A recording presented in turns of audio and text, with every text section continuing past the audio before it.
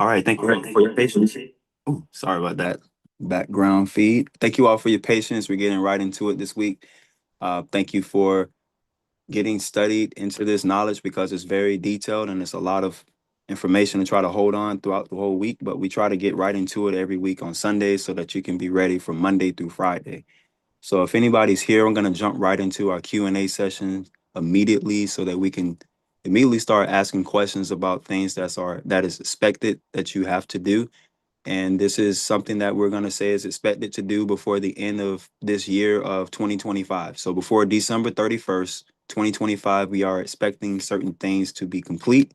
So we want to open the floor firstly for everyone to get started immediately to start asking questions. So I'll open up the floor at this time for those who want to ask questions, or type it in the chat if you feel that you don't want to speak out loud, or if you're online on YouTube, feel free to type it in the chat too. We'll be able to answer those questions. Then I'll get into some testimonials and presentations in just a few. So let's get started. Thank you.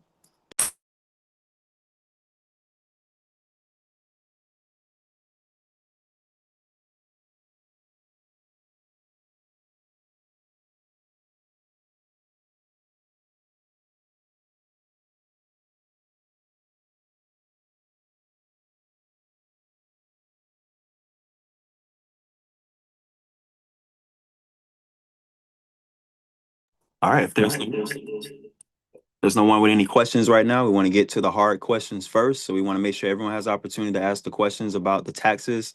Firstly, we're going to be talking only about taxes. Please don't ask questions about power of attorney.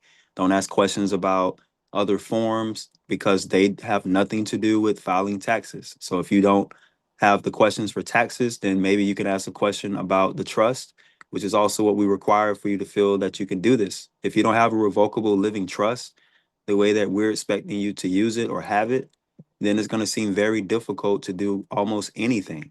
And I'm being very specific with saying that because I know that there's all types of affidavits and forms and letters, but we're specifically saying that you must use the revocable living trust primarily for almost everything you do.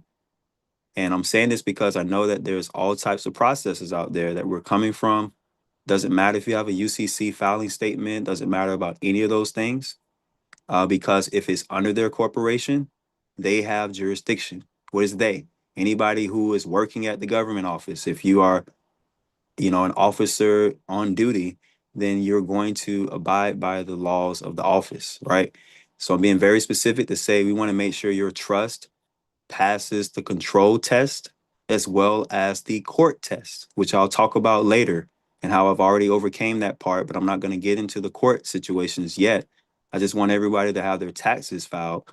Then we can get right into the banking because banking is very difficult if you don't already understand how to use the revocable trust. So I'll yield for now and give someone the opportunity to ask questions about either the revocable trust, the taxes, which is the 1040, 1099s, any of those things now, so that we can make sure we get past that part before we get into the banking. So I have a question about the 1099s that we're filling out. Do those have to show up on our transcript before we are able to report them on our 1040s or our 1041s? Right. So let's just think about the question. So you're saying, do they have to show on the tax transcript, right? Before you can do the taxes, right? Yes, that was my question. Okay, so let's think about it for a second. There's no way it can show up on the tax transcript, right? Unless you filed your taxes. Does that make sense? Yeah, okay, because I had some, I've had several that have showed up in my transcripts. I just didn't know, because they have showed up without me filing my taxes. I think that's probably what's confused me, was I thought they had to show up in your transcripts prior to filing your taxes. So No. No. okay. These are forms. That's why we're trying to make sure we understand the foundation. What you're doing, your foundation is the tax filing. and all of the other forms are added to your foundation, right? So you have to have the 1040 filed for the 1099s to completely be applied. We're going to say like the IRS is not going to apply any 1099 just for those who have done this out here in the world, right? Let's say you did the 1099A, you did the 1099B, right? It's Right. not going to do anything until it's on the form that is supposed to be on the 1040. I understand what you're saying. Okay. Okay. That makes sense because it has to be added to the 1040. So all those years they've been teaching us this, all the gurus and the past people who've been in this world with taxes, they meld everything in, right? So we're in the point, we're in the electronic world where we're e-filing these things, right? We're making sure that the treasury is getting the forms as well as getting the taxes, or I should say the tax return. That's the word. That's the true word of what we're looking at the top of the form. It says tax return. So I hope that helps in answering the question for the 1099s. For anyone else who have that same exact question, is that you have to have your taxes returned on the form and you add those 1099s on the form.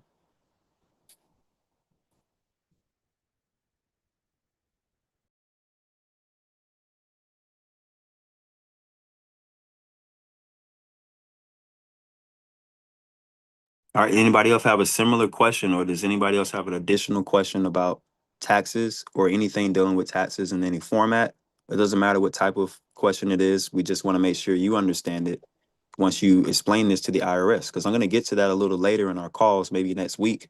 We'll explain like how everything that we're doing, you have to explain this to the IRS agent over the phone.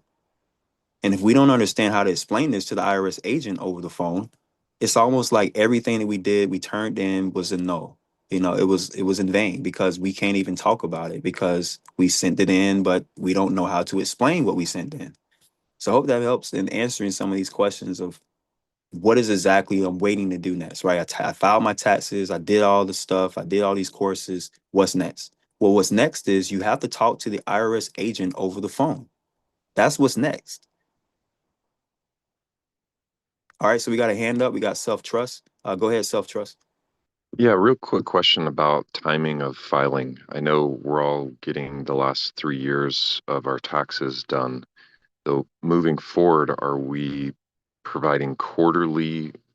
Are we doing our taxes quarterly or annually, or how does that look moving forward? And if we're doing it quarterly, are we receiving tax returns quarterly as well? It's just kind of curious. Thanks.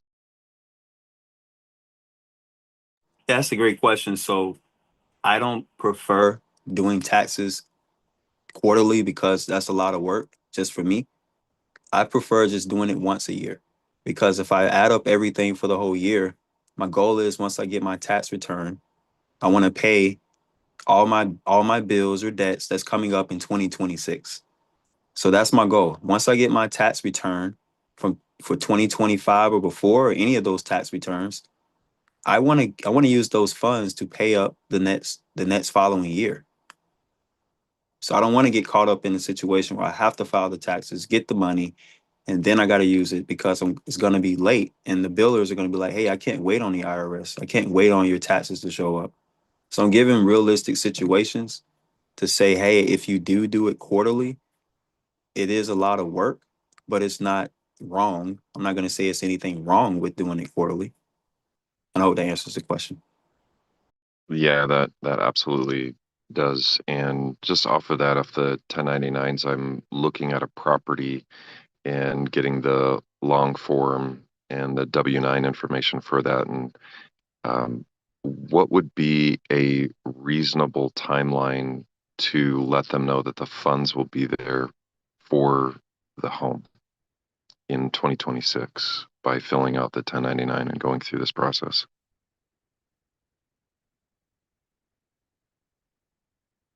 All right, so just to add additional question, and then we're gonna let Alicia get her question in. So to answer that question, the key point is if you don't have the funds in the bank account, then the home can't be closed. You can't close on the home. So that's one of the things. They're not gonna wait on the 1099s. They're not gonna wait on the IRS taxes to come in. So I know a lot of people have been told that they must do this. They don't. Those businesses and those homeowner associations and places that's selling those places, they don't have to wait for your taxes to show up. So we got to have the funds ready to go at the time of closing, we'll say. So I hope that answers the question. If you're trying to buy a house, if you're trying to buy a car, things of that sort, they're not going to wait on the taxes to show up, because I've already tried that. Just to kind of throw it out there for those who are looking to go into that process. And I yield from there. I had a question about receiving public benefits like food stamps, financial assistance. When we fill out our taxes, do we include that as income, or how does that reflect on the taxes?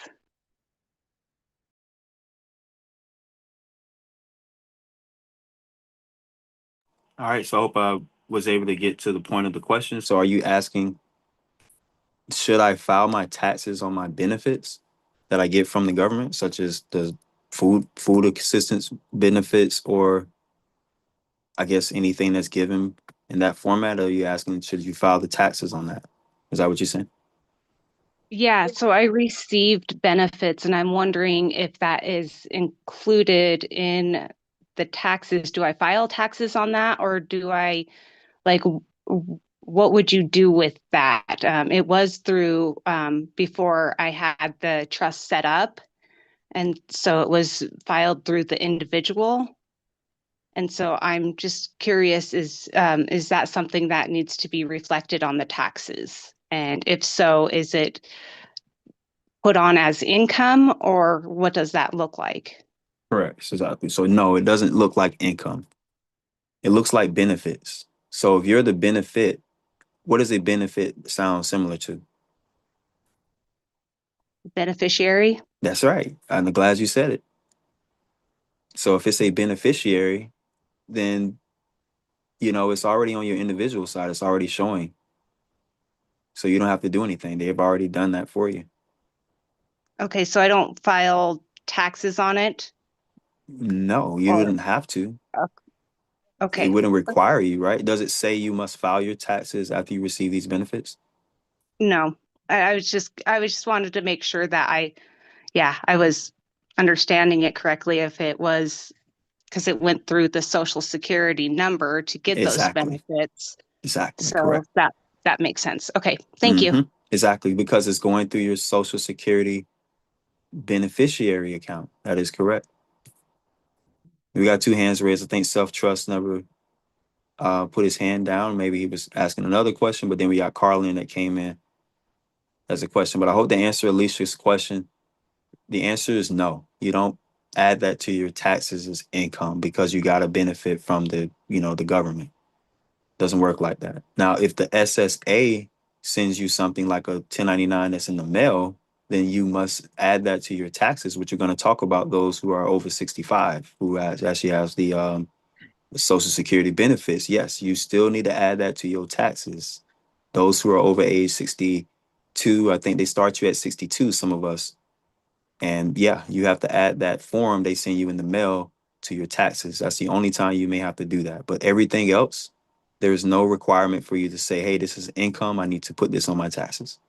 And I yield from that point.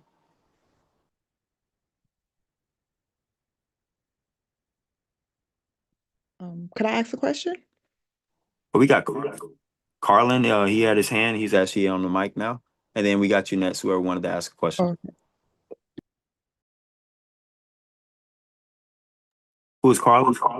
It's me. Oh, I'm sorry. I thought that was someone else. Sorry. I'm looking at something, but I Okay. wasn't. Yeah, go ahead. You can ask the question. Yeah, I just wanted to get clear on this question. Like if we're getting you to help with the tax return, like you said, a 1040, I just want to be clear, like it's not going to be a conflict. For example, if I file my business tax, after I file my business tax and everything that needs to be done and transfer it to the 1040, would that be a conflict when you have to do the transaction with the 1040, because after I file my business tax, for example, if I file 1099s and these things in my business tax, then I have to transfer that with the K1 and everything with that conflict with what you're doing.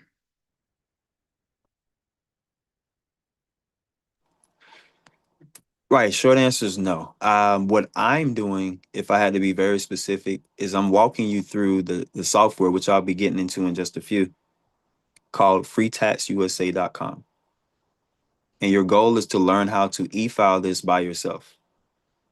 So all I'm doing is helping you learn how to do DIY. We call it do it yourself. You don't go to the tax person, you don't explain it to the tax lady, or you don't go to these places and ask questions. You just simply have to use the software and add all your information on the software. So yeah, Okay. it doesn't conflict. It's just everything that you already have going on.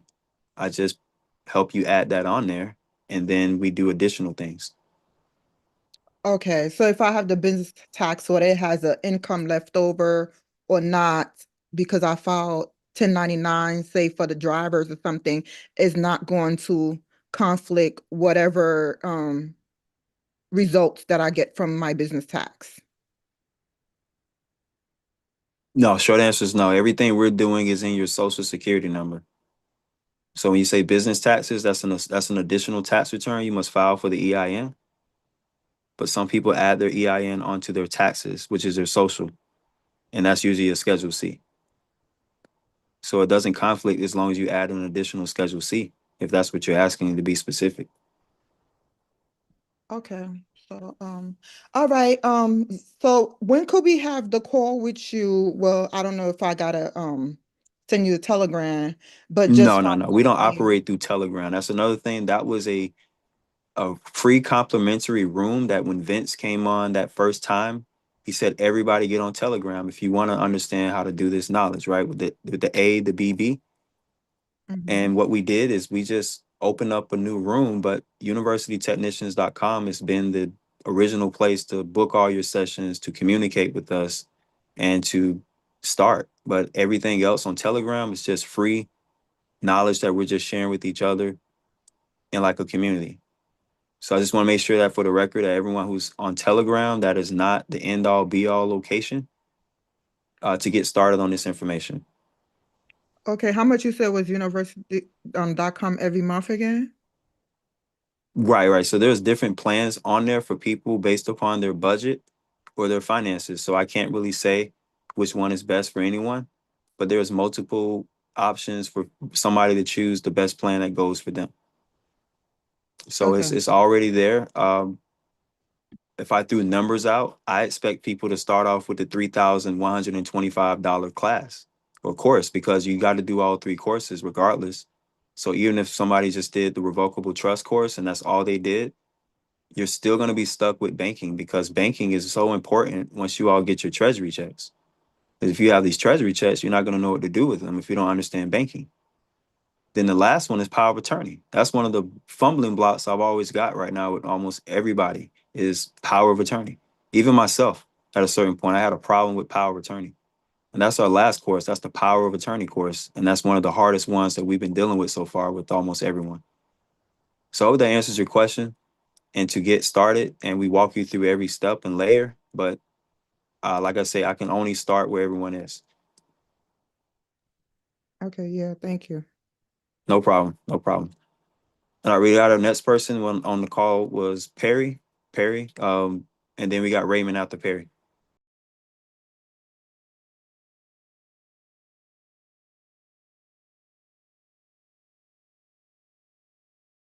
All right, so we got Perry Causey. Hello, can you hear me? Hello. Yes, we hear All you. right. We hear you. Yes, thank you, brother, for everything that you're doing, man. You're awesome help, man. I'm trying to knock everything out before December is over with.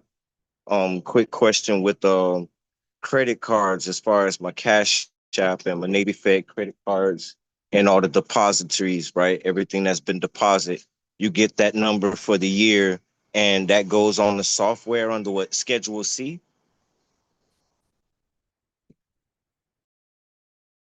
Right. So it's layers to that because if you get it to the Schedule C, you've already got your numbers. So that's for those who didn't even get their number yet. You probably you're not ready for the Schedule C. So you gotta get your number first. And that's like I say, I always tell people to use those deposits. So whether it's your W-2s or your deposits at your bank or both, that's really where you want to start. So I hope that Right. helps with where you're gonna start. Right. I went through each month in the deposit statement and went through everything that was deposited into it and added that end all number for each year and on Cash App and for Navy Fed because I'm trying to go back for 3 years prior, right? Mm-hmm. Exactly. You got to go So through every year, January through December. right. So I got those numbers. That's what we need, right? That's correct for each year. I need your bottom line number for the whole year. Nice. All right. And as far as like do we have to submit the 1099 or the 1099A to them in order to get it rolling, or the W-9 to them to get it rolling, or is it cool to just go ahead and just add up all those yourself? Right. That'll be that you're gonna get into the meat of my discussion later. I'm gonna be talking about that today. I'll be revealing that answer a little bit later on how Nice. fast this is supposed to happen. But a lot of people are delaying it because it's not a lot of things you have to do first before you start this. So we'll get into that in just a few. And All I right. hold All that right. question. I hold the answer to that question for a little bit later. Yes, sir. Awesome. All right, no problem, no problem. And we got Raymond Allen. Hey, how you doing? Thank you. My Yes, great. question is, what's the difference? I'm just asking for clarity on 1041 and 1040. What's the difference? I keep confusing it, mixing it up. That's a great question, man, because honestly, the 1041 has nothing to do with the 1099 ABB, that people are looking to do. So the 1041 is a little bit different. You don't do the A on the 1041 side. That could be one of the main differences that some of us may have to understand for the 1041. Another thing with the 1041, you're using the trust EIN pretty much the entire time to file those taxes. You can't use your social on the 1041 side.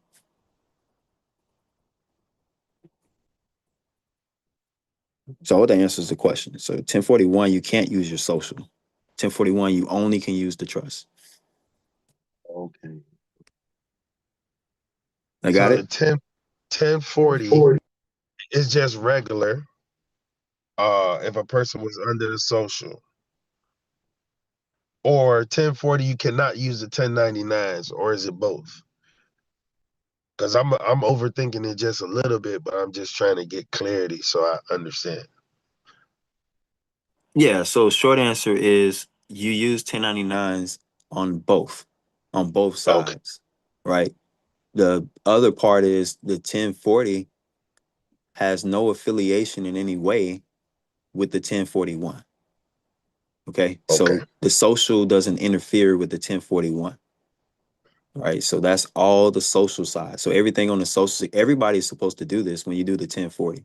So it doesn't matter who you are. If you got a social security number or a social security card, you need to be doing the 1040. Right. Okay. So that's the answer for the 1040 side.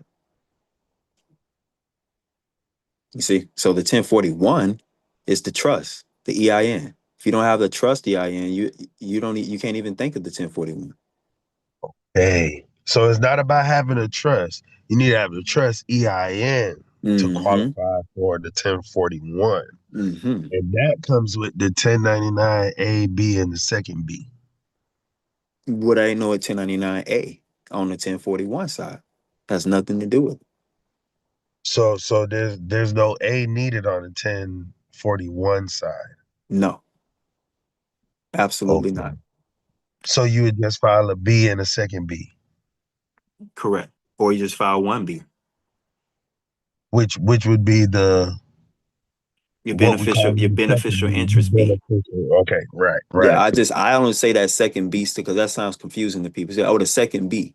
What does that mean? Right? I'm gonna Right, right. say the beneficial interest B. Okay. Because it makes it more easier to say, hey, how do I even get beneficial interest? Because you got to have your revocable living trust. That's the only way you can get beneficial interest. Yeah. So if you don't have revocable living trust, they don't know what you're talking about. So It's just on how the the system settles. so the 1040 that requires the A and B so that you can get the beneficial on the Mhm. 1041 side. No. You can't get it on it. You got to remember, you're getting it on the 1040, which is a check. I'm going to say it like that. So you get a check for the 1040, and then you also get a check for the 1041. I guess it's just tough accepting it's all of the above. I just trying to get the Yes. clarity. That's it. I got That's it. It's all of the above. You got to do all the layers, we'll say, because some people don't have the trust EIN master yet, because you got to master the trust EIN next after you do this 1040. But we got to master the social, because some of us are still struggling with the social, the SSN. So I hope that answers. You got some good questions you asking. You be picking the brain of the people right now. They thinking like, hey, I see what you're saying. You can't use the A on the 1041 side. You don't want to. There's no need. don't even need to. Right. Mm-hmm. So the main thing that, well, let me not say the main thing. We have to request a W-9 from these people or companies so that we can file the 10A and the B, right? Or sorry, ask for the W-9 so that we can file for benefits. Well, you almost answered it for yourself. You got to get the W-9 or the EIN of the entity you're doing business with if you want to get the beneficial interest, right? If you want to get the beneficial interest. Now, if you don't want to get the beneficial interest, or you ain't getting that yet, you don't even need their EIN. You just file it with their name and their address on it. Because when you file your taxes, the 1040, you can't do it because they're going to ask you for the EIN. There's no way around that part. The system's going to send it as an error. They're going to say, hey, you need the EIN of the other person, right? Okay, so let's say it's the court. I would, or the car company. I would need the Mhm. W-9 from them and their business EIN. Well, you accomplish that by asking for the W-9. Oh, all the information is on the W-9. Gotcha. Correct.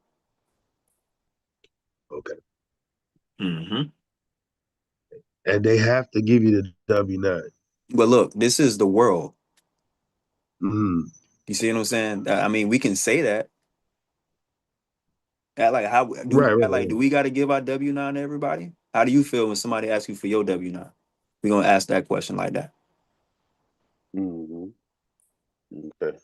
Because I know people like, oh, you must do this by the law and according to what 18, all this stuff, that makes it worse. It definitely ain't finna give it to you now. Right. Take me to court. I give it to Mm-hmm. you after the judge tell me to give it to you, since you want to come at me like that. Mm-hmm. I'm just saying, Okay. you gotta be very strategic out here. Right. I'm just talking. I'm just saying. I mean, I've been there. I already know how that Right. go. Right. But the courthouse is hard. I'm just gonna be real with you. The courthouse, they ain't budging. The courthouse ain't budging. You gotta come with your A game to the courthouse. I hope I answer all your questions, because you have some good ones, because that's the key one. That trust is totally separated from that social. Like, you're not dealing with the social side no more when you're dealing with the trust EIN. All right, so you got any more questions? We almost okay. We had our testimonial side. We almost there. We got about 5 more minutes. We'll keep the floor open for more questions. Any more questions so far?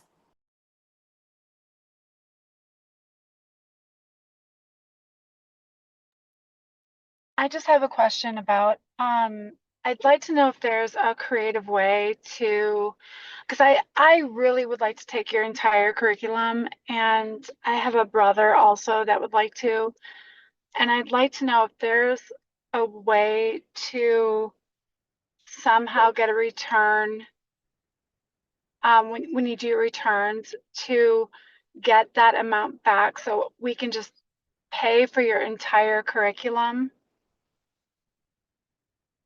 because I can't do it right now. And I really want to dive in deep, and and I, I want so bad just to get in and take all your courses. And I'm just trying to find a creative way to be able to get the return so I can pay for you. Just go ahead and just pay for the entire curriculum and just go in and, yeah. So I think you probably get what I'm asking. That is correct. So that is the whole intention of us being here. Our goal is to get access to the tax return, right? So your goal is to get access to the funds. And what we do is we don't require you to pay us out of your labor. We want you to use the funds that you get back from the Treasury. So that is the goal. But yes, it does require you to file your taxes to get certain funds back just to even do a lot of this information. I mean, the goal is for us to look at this from a perspective of financial management. So this is actually working you all into the financial realm. You're learning financial literacy by even doing this. So I hope this helps with the banking system. Once I get into that this week, it'll explain how you're going to be able to use your tax returns to get a loan. If you really want to go all in, right? You can get a loan and then you can pay all these loans into your business. And then your business then gets the funds back from the Treasury and so on. So that is really what we're talking about. Everybody has to get to that point where you believe that you're a business and this is a write-off. And since you're investing in your business, you're going to get all that money back. So I know it's difficult, but it is something that I once had to do at one point, and it is something that you're all going to have to be able to think of and do at one point. We have some people that have done it, and they're here, and they are able to explain how much easier it is for them since they've taken all three courses. So if they have taken all three courses, the power of attorney course, you understand the layers of the POA course, the banking course, you understand the layers of the bank, how the bank works, the revocable living trust course, you understand all the ins and outs of living unincorporated, you're living without, which we call the bank. So that is really what you're learning. It's a strategy. There's no documents. We're going to say, I give you access to create your documents, but I'm not giving you documents to just fill out. That's for everybody who's listening, because this is very strategic for you all to be able to approach the government. So I hope this helps. This isn't an overnight success. It is something that can take you, maybe all of us who are listening, maybe up to 6 months, a year or more. Right. So we want to make sure you don't come in here thinking, hey, I'm going to grab the 1099A, I'm going to do the B, and I'm going to do the second B, and then my biller is going to go away. All right. The biller is not going to go away. I'm just telling you all this, make it realistic for ourselves. The mortgage company, the light bill people, they still going to say, hey, we don't understand what you're doing. We don't take that. All right. So that is the point. Our goal is to get the funds from the Treasury, pay for our debts, pay our bills, pay our expenses, and just keep living throughout the whole year. It takes time. So I was just being realistic with it. I'm not going to say that everybody that's here, you're going to have the funds to pay for those courses. It costs $3,000. It's actually more, to be honest with you. We know if we told you it was how much it was worth, you would definitely feel I would never, ever be able to do this course. Right? So we're being very, very realistic, because lawyers and attorneys do it to you. They say, hey, that's going to cost you $10,000. All right. And the attorney gets paid cash, right? I don't know how these attorneys just do it, but they always get paid all the money. $15,000 just out of nowhere, $20,000. It's crazy. Who has that type of money? I'm just being realistic, right? So I think that by us learning how to do our taxes, doing this ourselves, is going to help us get through this information a lot faster. It's going to be a lot easier. We're going to work on this stuff as best as we can every week. You don't want to put it down and say, hey, I did the process already. I don't have to do that no more. That's what they sold you all in the past. They sold you the process that didn't work because it's not something that you get rid of. You keep working it. It's going to keep working. It doesn't just stop working, right? That's what they want you to do. Stop working. No, you want to keep working. You want to keep working. It sounds backwards. But that's what I'm here for. I'm here to help you. I'm here to help you all understand how to deal with these people right here, the IRS. These are the people that everyone's trying to get around. You can't get around the IRS. They're going to be there all the time, and they're not going anywhere. I think we got a hand raised. I want to make sure I see the hand earlier. We got Self Trust Academy. Got your hand raised, and that'll Yeah, be the last question. And I'll get into our discussion in just about a few minutes, 2 minutes. great, thanks. For the 1099 process with the courts, since the IRS is not going to be up and running till the 6th, and if I wanted to get a court matter moving faster with that strategy, what would you recommend since it's not open till the 6th and it's currently the 14th of December? That's a great question. So, like I say, I don't want to be unrealistic with any of this information. You can't expect the I should say the court to say that they're going to stop the case because you're waiting on the Treasury or the information to come in. So the Treasury doesn't have anything to do with the court. They make it where they don't interfere, right? So what you have to do with the court, there's something called motions. You're going to have to learn how to file motions. That is the most important part that I've learned how to explain to people. Learn how to file those motions, talk to the court as a living voice, and it'll go a lot easier for you because a lot of people are avoiding the court. You don't want to avoid the court. You want to speak to them. You want to mail things in. You want to fax them things. So I hope that helps with a lot of the information because it can be escaping when you're dealing with court.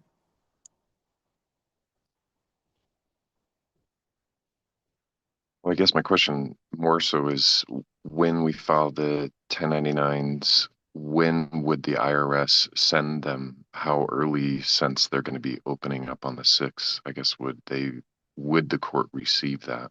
No, And then, they won't because you got to understand the court is going to proceed. They're not going to say, hey, the IRS, we're waiting on the IRS, right? They're going to proceed with their case because that's right, how they operate. So what you have to do is prove through your motion what is going to happen, right? And then right, the motion has to be approved, and sometimes the motion can be denied, right? So we got to make it. You got to make it where it's an offer that you can't lose. It's your best bet. okay, When you're dealing with thank you. court is a whole different. Like I say, a lot of people here, maybe it's a court case. I don't know. Court is a different beast because you have to be on your A game. That's why people have attorneys, right? They're always looking good. They're always on their A game. You know, you got to be as sharp. You got to be as sharp as them. You know, when you're dealing with their courts. All right, I'm on it. Thanks. No problem, no problem. So I hope that helps with a lot of people and their confidence in this room because I mean I've been there. I'm gonna tell you even more about how you're gonna deal with the courts in a few and how you're gonna be able to do this with just the trust. And most of the time you're not gonna pass the court test because you're not supposed to be in their court anyway. And that's our issue is that most of the time we're in their courts because they have us in there as an individual.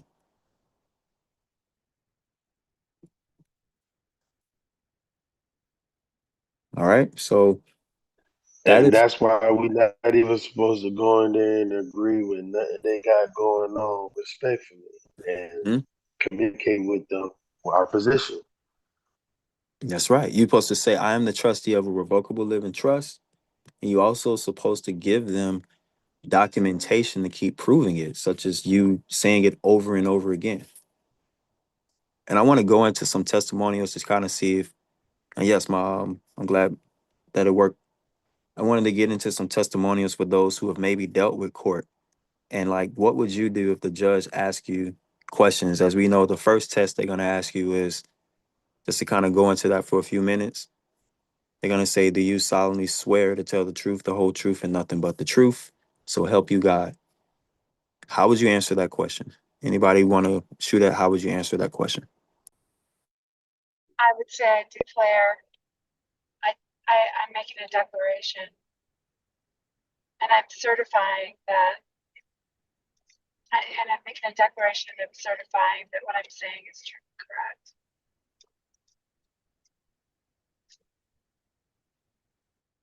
The court won't proceed. They're going to say, they're going to ask you another question. Going to say, do you swear, or do you, what? They're going to ask you another question. So they're, how would you respond? Anybody else have a thought to that? Because I know she says she's going to declare, which is one of the I, answers I that can happen too.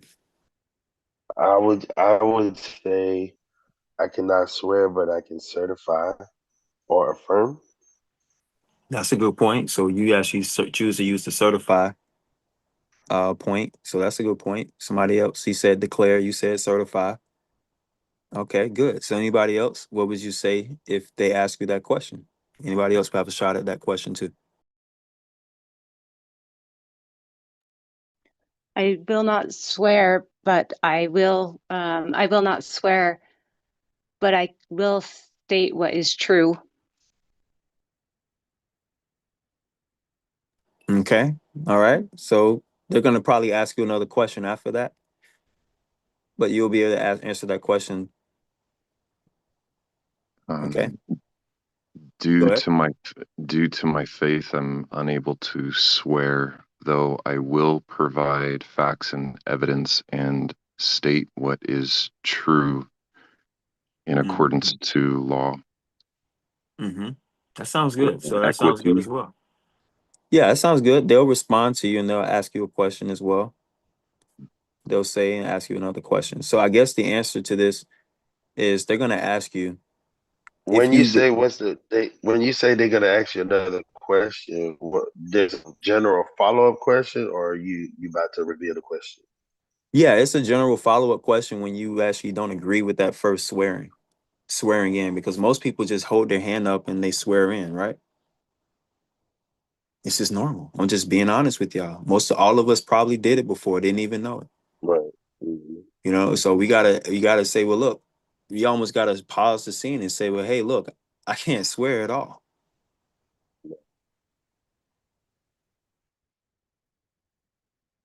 Did we lose anybody with this? We want to make sure you all got this part. This is the first step of court.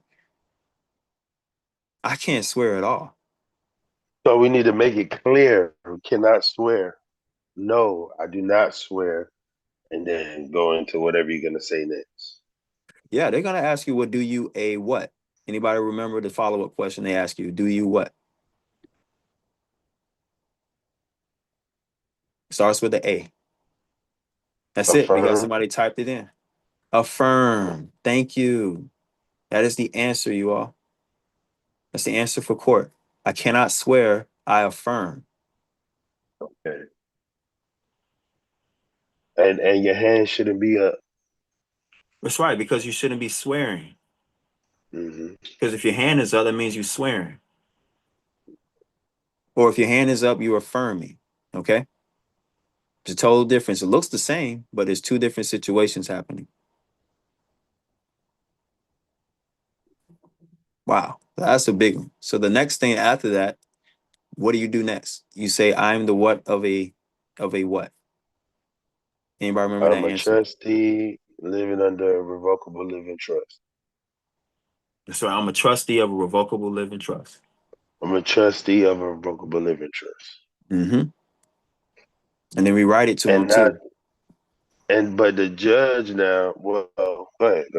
Because their response, like you just said, you wrote it to them already, so they should be expecting this. Mm-hmm. This is just the part of court, just helping people with court, because you want to make sure it's clear. Don't make it confusing to the court. You want to make sure it's clear. You're the trustee of a revocable living trust. I cannot swear. I can only affirm. You can even say it first. You can say, I can't swear, I can't affirm. I'm a trustee of a revocable living trust. However way you say it, it's still the same format, we're going to say. Any questions or thoughts on this? This may be a difficult thing to do, especially in the heat of the moment. You're thinking, like, well, maybe why am I going to do this? This ain't going to work. Somebody may say this at the last moment. Why are you in court? Do you really think it's not going to work?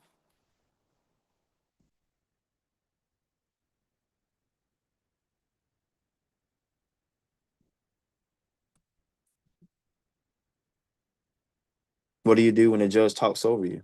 The judge probably is not going to talk over you. That's the first question they will ask you before you start the court. They'll say, hey, you swear to tell the truth, the whole truth, and nothing but the truth, so help you God? He ain't going to talk over you. But she not.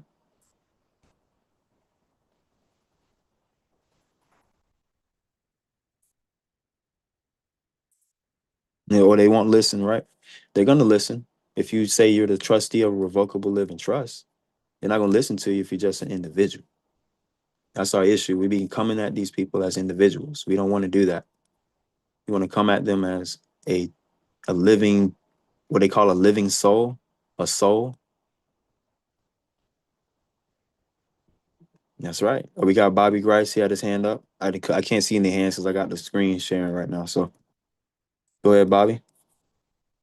Yeah, I just have a general question. So let's say you have a court case where it's about a debt, like Capital One is suing you or other entity, or you have a traffic case, and you go in as the trustee and you open the case. They call your name. You go to the front and you tell them. So first off, you're gonna ask me that I have to swear to the truth, and which I don't can do. So I will affirm that I will say everything about the truth.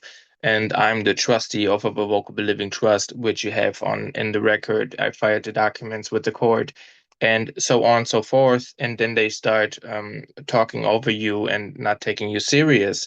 Or would it not be the case? Would they take you serious? What is your own experience with that? Because I'm not sure if I should file my trust. Right. So the whole case is open in the individual name, right? Yes. Okay. So your goal is to get out of that individual presumption. And how would it help you? Because you are not anymore an individual. You are an entity. You are a corporation. You are not I, me. You are we. So you are defending the trust. You're putting your social into the trust. That's the only way it works. You have to And believe it. You have to know it. You have to express it. That's the only way they're gonna know. They're not gonna and then know you until you express it. and you would talk about you being the trustee. You would not talk about yourself just as the trustee. You would always say, I'm as trustee. I'm a trustee. Yes. You see what I'm saying? People don't say this. They usually just go along with it, or they're going into a different situation, like they're saying they're a special appearance or all these things. You don't want to do all that because you want to make sure you're appearing as the trustee. And you would say it is more beneficial to go the route also when you don't try to assess the taxes on the case, you just go in as the trustee and you defend yourself as the trustee. Well, that is assessing the taxes on the case. That's the whole point. That's why we're doing this. We're doing all this because of the IRS. Yeah, I would not. That's the point. If I put my trust on the case, I would not know how to assess the taxes on the case. You put your trust on the case. You go in and you go through the motions. They say, hey, well, this is how much you owe.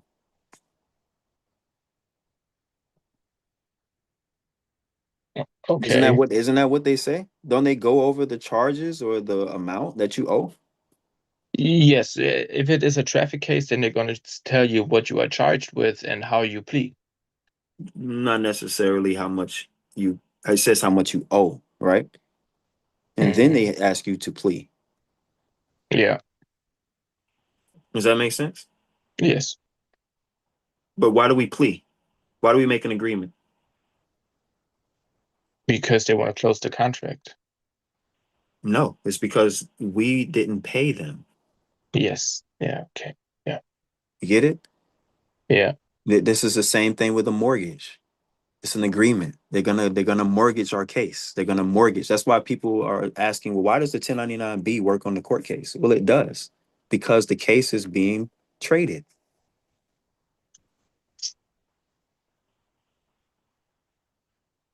Anybody have questions on this? Because this is known information. Everybody, not everybody, we're not gonna say everybody, but the court knows it.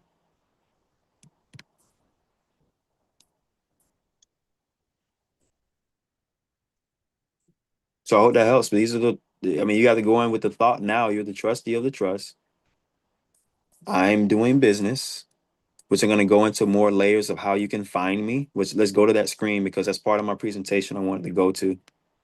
This was someone who want to feel confident in doing this. All right. So let's go to some of the questions. I want to answer some of those questions too.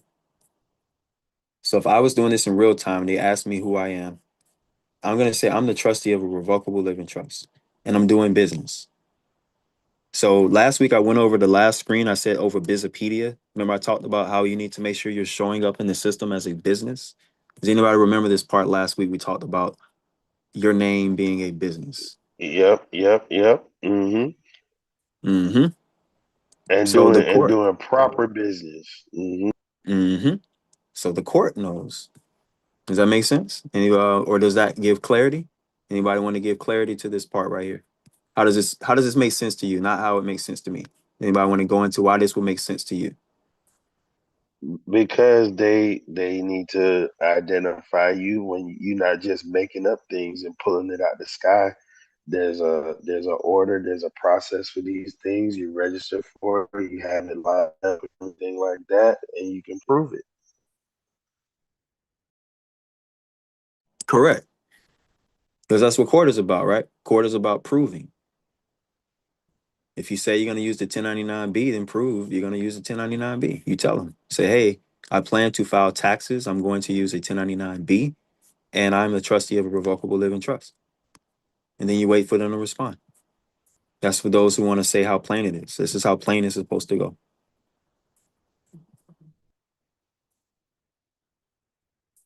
But you got to feel like you're doing business. So those who don't have their name, I mean, we talked about how your name is worth more than the silver. Your name is worth more than the gold, going into the biblical principles. This is why it's important for us to see how our names are very important when you're finding yourself in the system. So let me type my name in. I'm going to use myself as the example. And you should be able to I should be able to find myself in the system. Now I'm in Florida. So easy you have to do this. Don't even worry about the city. Let's see if you find me just in my name in my state.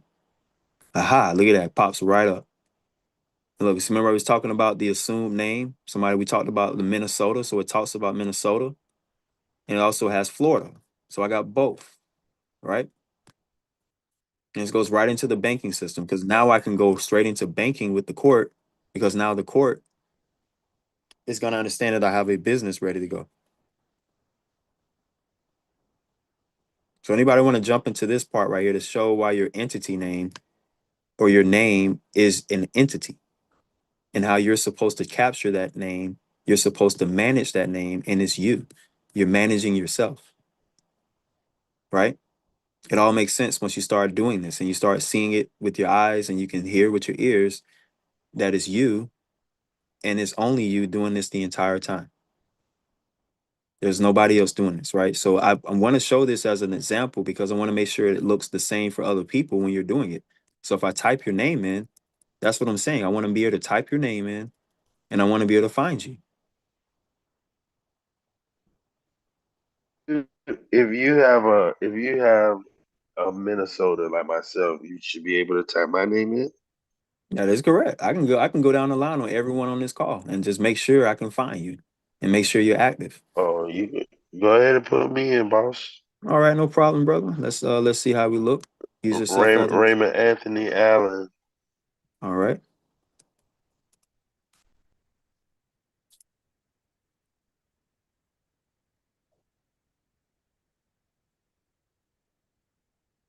All right, so let's see where you at. You in Florida? Yes, sir. All right, so let's go to. Look at you, man. You popping up. Let's Popping up. go. All right, we good. There you go. It says you out here 2023. You see, I'm just saying this is this is the real deal. How would court respond to you if you did this? Anybody wanted to think of this as a court response? Any other volunteers? How would I do this? I'll go back on so somebody else could go. No, But no, how no. do Go I ahead. get the What's your one for thought? Florida? How do I get the one for Florida like you got? Because that one says Minnesota, but Mm-hmm. obviously it says my city and state. But Yeah. what did you do to get a Florida one? Well, I mean, I still did the rules of Minnesota. You publicate in the county that you're doing business in. But I also have Right. the certificate in Minnesota. I just went ahead and got the additional certificate in Florida. That's all I did. Just got So the I'm asking, how did you do that? How did you? So the same process, but a Florida website. right. Exactly. Okay, Or got whatever you. state Okay. that you're in. There's some people saying they're having problems with that with their state, but we're gonna overcome that because you got to get past this part. All right. Okay. So we had another volunteer. I'm gonna type in somebody else's name. Stepped away. What are you looking up? Oh, your name. We're gonna see if you're in business. Want to see if you in court, you can prove you're a business. Yeah, sure. Kim, Kim, Mm-hmm. Vincent, V, I like Victor, Okay. Enson, and then Hedgepeth, HED. GESPETH. And I'm in Maryland. Gotcha. Let's see. We got you, Maryland. So let's see what pops up for Maryland for that name. All right. It says Kim Vincent Hedgepeth Group. Oh yeah, because I did a soul prop. It says a trade. It says a group though. So we need your name by itself. We need you to just be your They name. But wouldn't this let is me true. do it by myself. Okay. Okay. So they're giving you pushback in Maryland too. Yeah. Okay, I understand. But look, at least you're showing up. Like you just did Hmm. this year. It looks good. You could try it without the hedge prep because I think I did it without the hedge prep too, just Kim Vincent. Okay. Let's see what pops up. Nope. It's just Nah, same thing. Same thing. Okay. Thank you. no problem. No problem. Got one more volunteer. See somebody typed in the chat. I'll go. Okay. And I got somebody else, Darren Dwight Cole. And we got Juanita Quinn Causey. I'll type in all of y'all. Let's see. Go ahead, Alicia. Let's go first. How you spell your name? ALISHA, Ray, RAY, Wilson, WILSON, and I'm in Utah. Okay. They said that was a hard state to do it in. Yeah, I haven't received anything back from them yet, so There you go. You're good. You're in the system. You're current yes. as of the 13th of 2025. So you just did this in November. You got a high score. Look at that. You see your score is at over 8.6. That means your credit score is high for your business side. If y'all want to see this, this is your relevant score. If you want to know the secrets to the business side, right? I'll get into that a little later with your banking course. This looks good. So we got St. George, Utah. Looks good, and it has your name. All right, next person we got is Darren.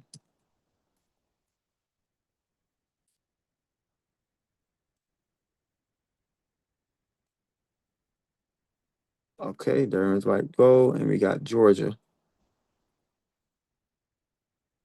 Let's see if you pop up. Yep, Darren Dwight Cole pops up. You got Minnesota. It's showing as of this year, active in good standing. It's very important that you all stay active in good standing because some people say, well, I did the Minnesota already. Well, I did the process. You have to keep it active. Just for those who say these things. Make sure it stays active. Great, great things. All right, so next we got Juanita Quinn Causey.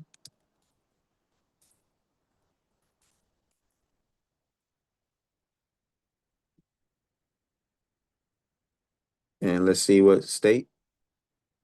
I know what state you in. Let me type in Florida.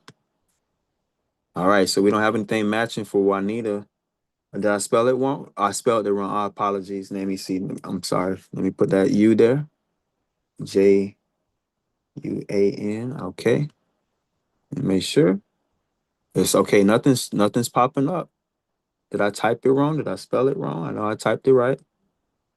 All right, so we got to get that updated right here for that name right here. This name has to be updated in the system. Yeah, I don't understand why. I have the receipt for it and Sunbiz and all that, right?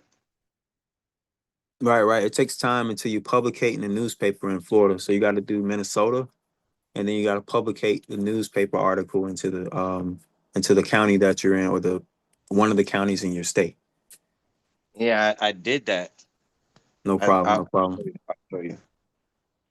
All right, so we got to get you in the system showing on the website then. So we got to get you back through the website and see if it shows active on Minnesota and see if it shows active in Florida. All right, so we went to the next name. We got Bobby Curtis Grice, Louisiana.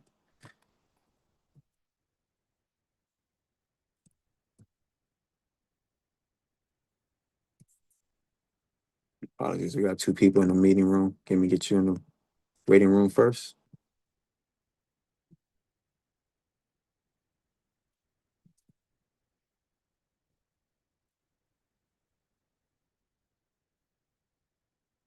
And you say Louisiana, okay?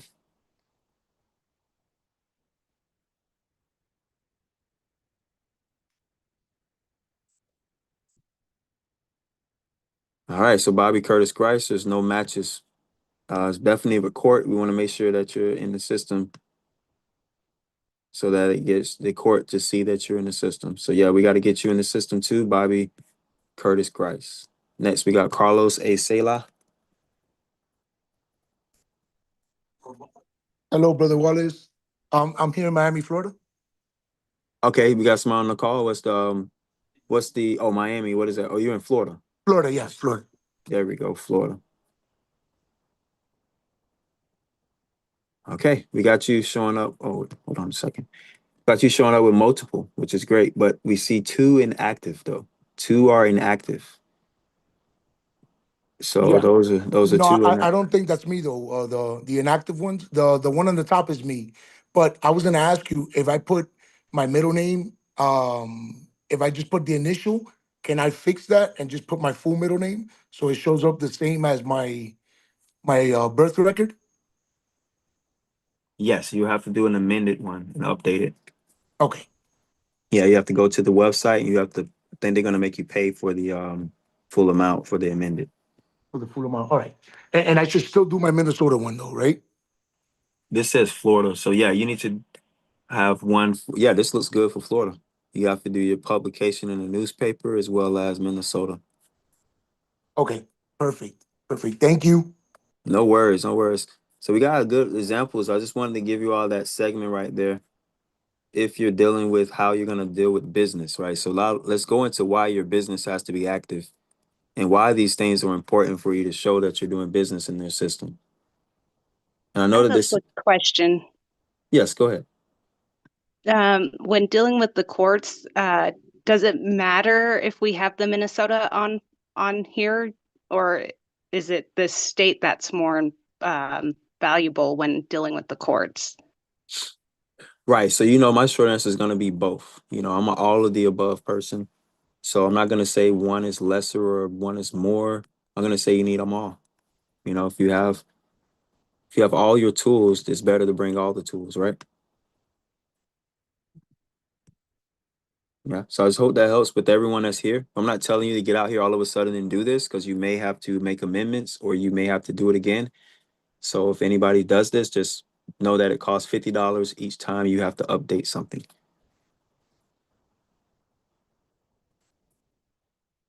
Okay, so that is important for us to get into the business. Now that substantiates my next screen that I'm going to show you in just a moment. But let me get through some of the announcements to kind of get us caught up to where we are to this point. Let's see if it lets me read it.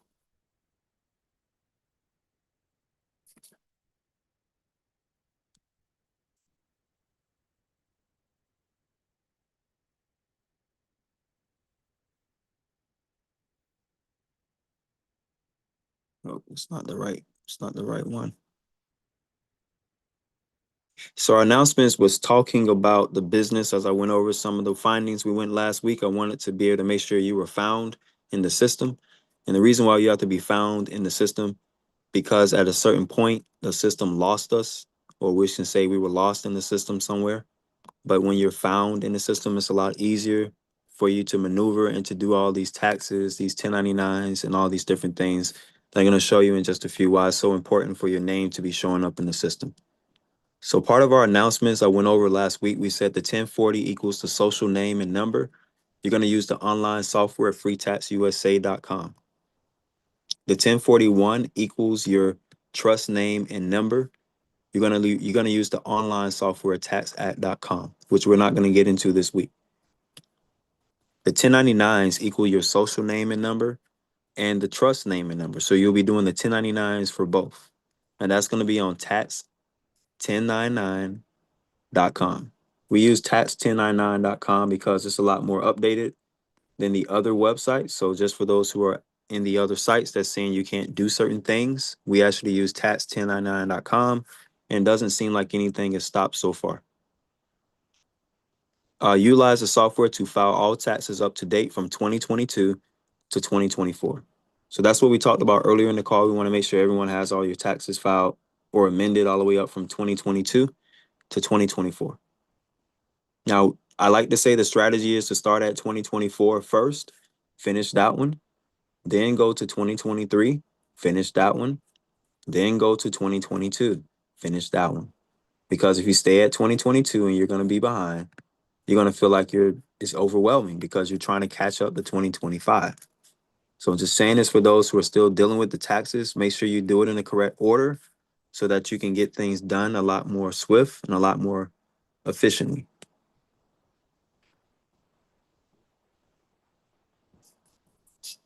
So you're going to be utilizing the 1099 software to file all bills and expenses for 2025.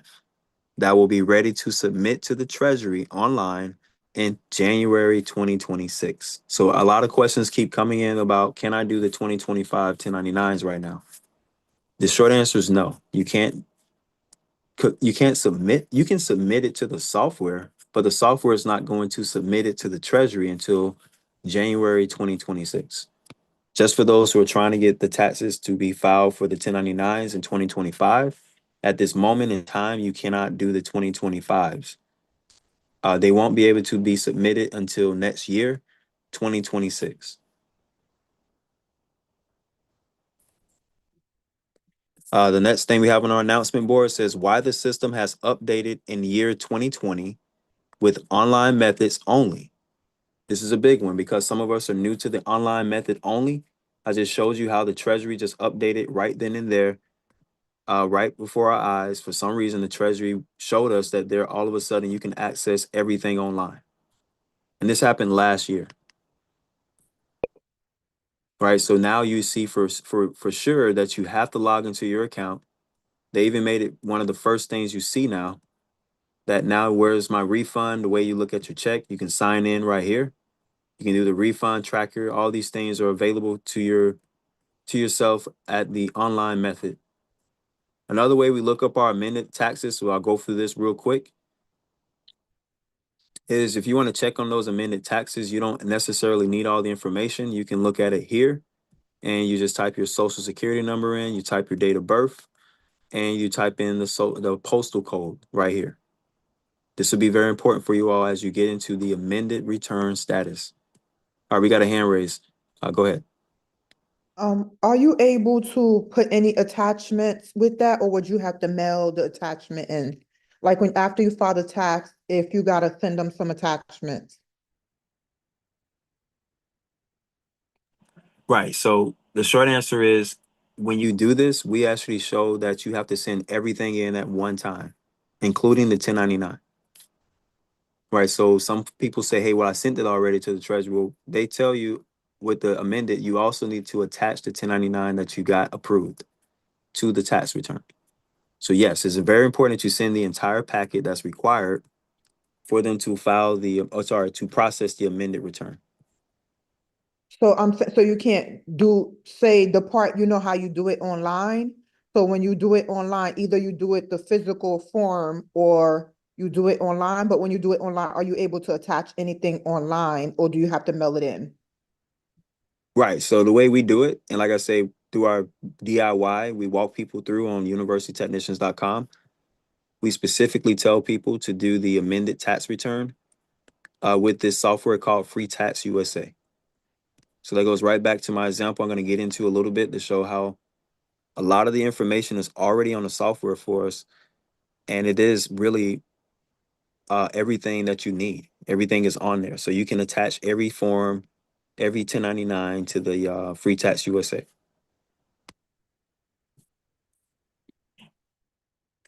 So I hope that answers the question to that part, because mastering the software will be my next segment that I'll be talking about in a few. But I just wanted to make sure everyone understood how to get to the part of understanding that the Treasury did update to the online method back in 2020.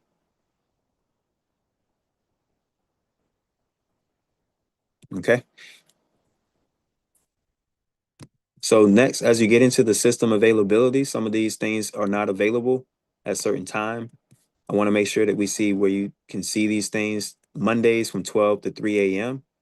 You won't be able to see that information. Occasionally Sundays from 1 to 7 a.m. You won't be able to see that information. Returns, you can't check where's my amended return. You can't see the business returns. You're not able to see the returns at foreign addresses, carryback applications and claims, injured spouse claims, Form 1040 marked as amended or corrected return instead of 1040X, returns processed by special units such as examination or bankruptcy. So those won't pop up if you have those type of situations and you're trying to look it up. And that is really where everybody's at this point, what we're saying everyone should do. The way it should look once you finish that amended return should look like this. It should be the 1040X.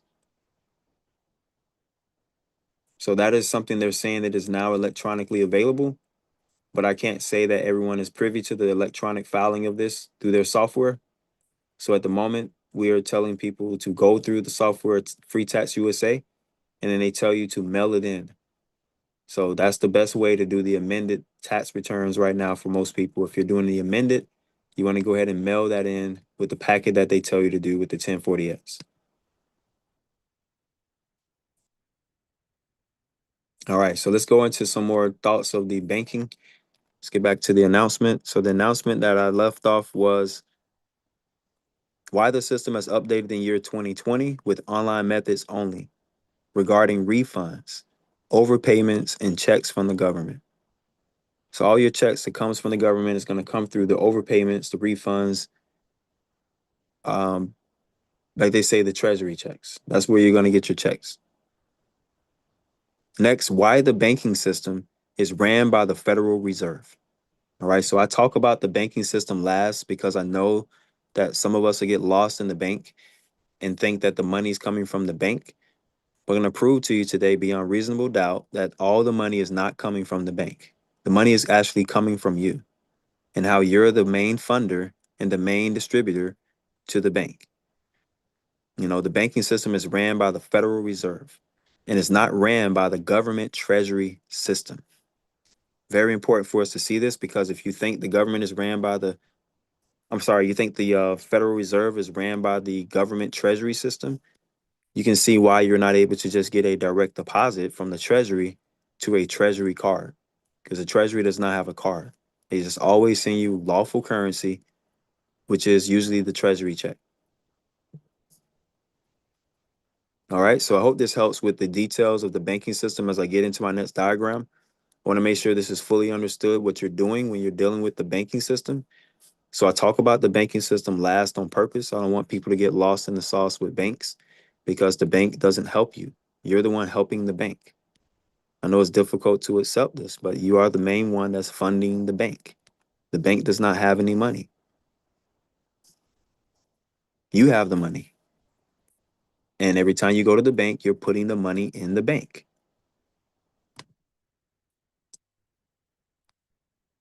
Okay, so This is going to prove my diagram to that. I wanted to jump right into the system from last week. I wanted to show you what I've been using for the last almost 7 years. We're going to say 6 years now.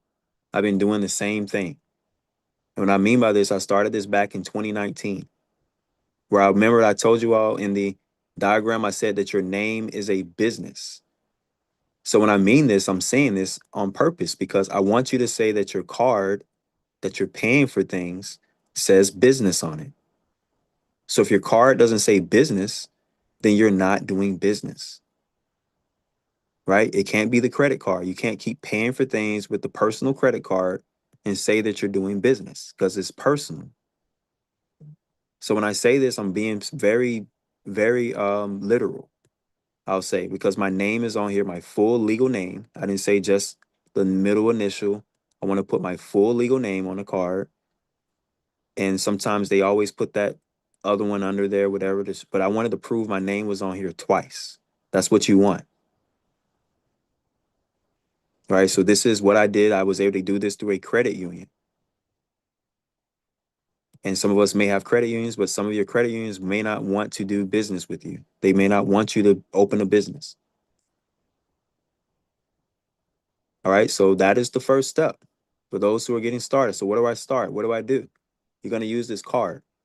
You're going to load funds into this card, and you're going to use the funds that are on this card.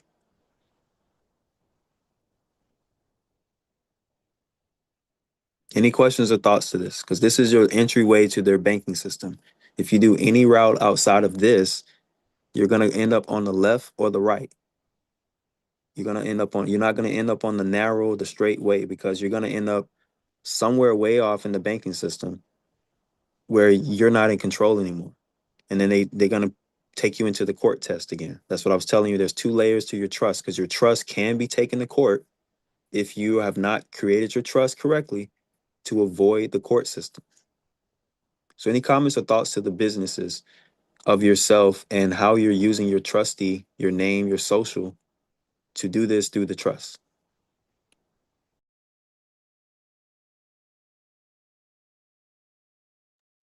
Yeah, I have a question about, so you initially just said that your name is a business, right? So your name is just like that on your identification documents that they provided or they set up for that entity, right? Hello? Yeah, I'm listening to you. So Oh, okay. So yeah, yeah, so absolutely. you said that that's a business. So the differentiation you're saying is when you're using that name as a trustee or what is it, the sole prop, then it has to be established business on those transaction documents, those cards like that. Is that the differentiation that Yes, you're that is saying? correct. That is correct. So when I'm in court, they're going to see that I'm in business, right? Right. So Okay, my banking statements are also going to show business. I got you. That makes sense, right? So we got to make it where it's plain, where even on your banking statement, it says at the top, it says business. That's what we're saying. It doesn't say personal. So So we that's what shouldn't be differentiates using it. any personal anymore, right? Right. That is what I've been hoping to do, to explain this for over the last 5, 6, 7 years, is that you want to get out of the personal side of yourself, which is get out of the individual side, right? And you got to go into your sole proprietor. So just like what we just looked up, that's my sole proprietor, my DBA, right? Hmm. And I should only be doing name business under that entity and that EIN. It's not an EIN. Well, that It's again, that it's your social. has so I got an EIN for that. Oh, well, you have to do another one. So that one's not active then. You need to do a social. Um, you have to activate your social or just your name by itself to As a connect it to your business. social. Correct. Okay. Do you Because have a this is a test. process that you Well, show us how to do that? that's what I'm saying. I'm showing you this is the way I talk to the bank, right? So you all have to do the same talking to the bank. So when I talk to the bank, I told them the things that I need to say and they opened the business, right? And I use my social and the business registrations, right? Oh, I guess I'm missing something. So you just went in there with your social and said you're a business Mm-hmm. and put your name on it and they gave you a business account. That's right. That is correct. Okay. That's what I'm saying. That's what everybody has to think of. You have to think of yourself as a business. Your Right. social security card, your name and number is a business, Right. Okay. I right? think I got it. Makes sense? I got it. Thank you for the No clarity. problem. No problem. No problem. Anybody else want to clear their minds with the banking system? Because this is the entryway to the banking system. It can't be an LLC. Just for those who think it's the LLC first. It is not the LLC first. You cannot do the LLC first before you get yourself right. That's right. I'm saying that to all. It doesn't matter if it's $5 million, $10 million. It doesn't matter how much money the LLC has. You got to get yourself right. If you're not right, the LLC is not going to be right.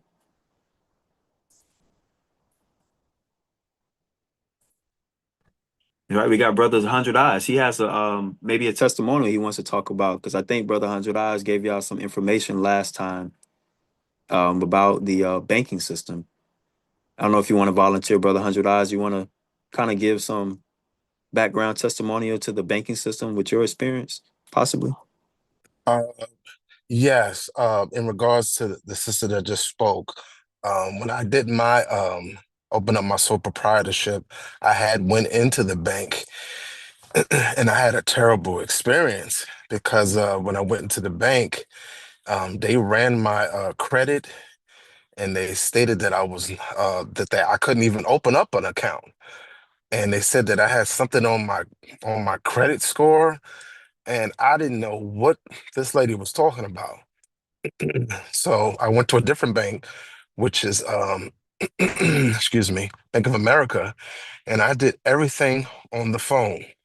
I didn't have to go in with my DBA or anything. I asked her, I said, I have my DBA here.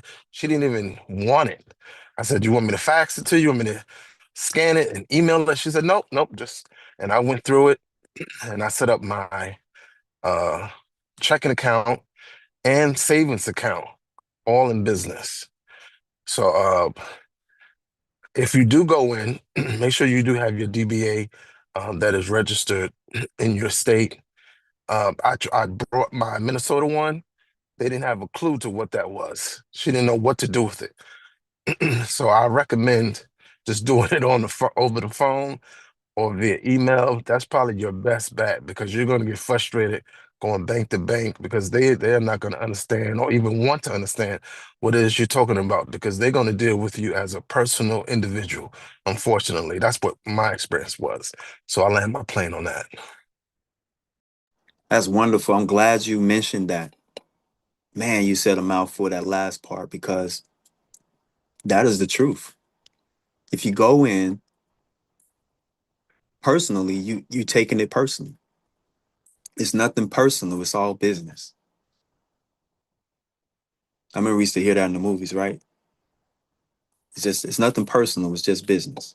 Well, that's horrible mob movies type stuff. But on a more positive side, this is you not going in personally, taking it personal. Like he said, he did it over the phone. Some of this is, I can say, you should be able to do this online. A lot of this information, knowledge, you can do this online. So yeah, you don't want to take it personal. If you go in, most of the time they are going to try to run your social, which is saying, hey, we're going to run your credit. We're going to check system. We're going to do all this stuff to see if you have an individual bank account. Right? Anybody have any comments or thoughts to that? Because that may be a process that you're trying to overcome because you're like, hey, I can't get the bank account at Wells Fargo or Bank of America because I got some bad accounts. Well, this process, if we're going to call it the process, actually overcomes that because you're opening up the business side. You're not opening up the personal. Any comments on that? And make sure we got it on the business side. Yeah, I do. So if we're using the social on the business side, and just like the brother just said, he had a problem when he went in there in person, but when he did it online. And did you say you used your DBA, but did he use his social? I'm not clear about this because how do you get them not to use your social? This is what I'm trying to understand. Yes, yes, I did use my social, but the DBA is basically just me doing business as locally in your state. That's all that means. So you're Yeah, doing I got both. that. I got that, but how are you using it and it's not like, so will it report to your personal credit? Uh, no, she didn't run my credit when I did it over the phone. I just told her that I wanted to open it up a sole proprietor account. I didn't say I wanted to open up a personal account. You And want they to just specific, used your social. So they not you I right? get it. Okay, I got Right, it. but I you got it. you I have have to say sole proprietorship. specify And that. Okay. right, if they don't Perfect. have it, then that's not the right bank you need to open because certain banks don't even have the sole proprietorship. So you want to check first to see even if they offer it. If you're using a local bank or even a credit union, you want to make sure that they have it as a product. If they don't, then you got to keep it pushing. I land my A plane. sole proprietor account. Okay. Yes. Mhm. All right, cool. And Absolutely. See? do you have a recommendation as far as banks versus credit unions? Well, yeah, I mean, Carlos? you went over the banks just now. We Bank of America, Well, crank he credit, said that, but I credit. was just saying because you said yours was in credit union. Yeah, I was just giving an example. If you had a credit union already, and you're like, hey, I need to open business. Okay. If they have the sole prop at your credit union, by all means, do it. But that is the answer. We talk about the sole proprietor as well as the open business that is found in the system. So I hope this gives clarity and this gives ideal understanding of the business side of your social if you're going to do the banking system. Because if you're in their banking system and you do not make sure that you're knowing and is known for sure that you're doing business, then you're not going to be able to move to the next step, which is based on the next thing they're going to show you that you also have to do is you're going to have to open up your own credit card. So this is the next one. This is the biggest, hardest one right here that I'm still dealing with a lot of people that's in the courses is the secured credit card. So that is your ultimate step in the banking system is to get a secured credit card. I was able to do this at my credit union. I'm not saying every credit union has this, but at my credit union, I was able to do this with the secured credit card. So that is another step, a layer I showed you all last week in the lending system, and that even in Bank of America, they do have the secured credit cards. So that is another thing. Your name is a credit, and you're going to be lending credit, and you're going to also be paying for things in credit. As you can see, this is a Visa credit card. Right? Every bank has these systems this way. If you go through your banking system, it's a lot easier. Don't go out to Discover. Don't go out to all these other credit card systems. Start off with your bank first.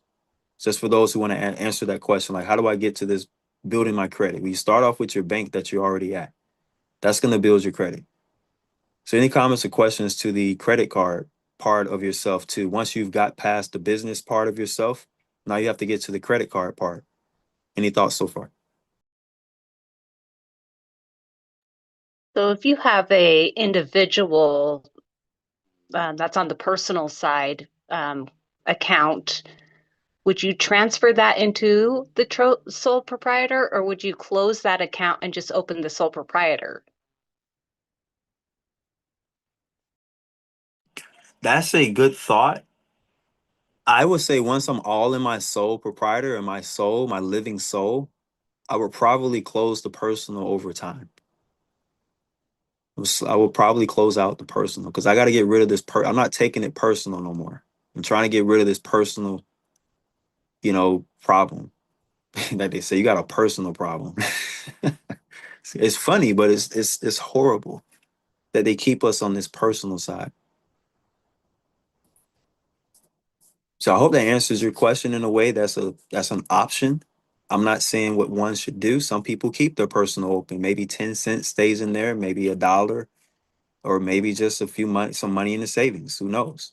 But it's all optional. I don't have a personal account personally. Me, if I do, I think the only one that I've had that keeps you on the personal side would probably be like Cash App or something like that.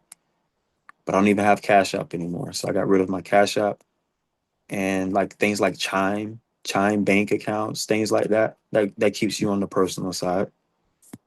Other than that, I mean, I don't think it's that wrong as long as you handle it. I'm trying to raise my hands.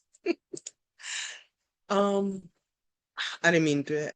So on the credit card, when you did the secure card, because I've done secure cards before under my social. So when you do it under the sole prop, is it reporting somewhere like on your credit somewhere? Thank you. I was waiting for somebody to ask that question all day. Now, what's going to happen with my credit? It's going to destroy the entire 3 credit bureaus that you all are still focusing through your personal side, right? Because there is no 3 credit bureaus anymore. They go bye-bye.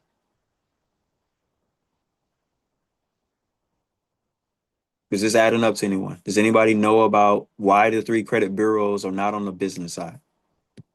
So it would be like the paydex score and all of that, like the That is LLC. that is correct. That's why we say you don't need an LLC first. You need yourself. You got to get yourself right so that you can get your paydex score up.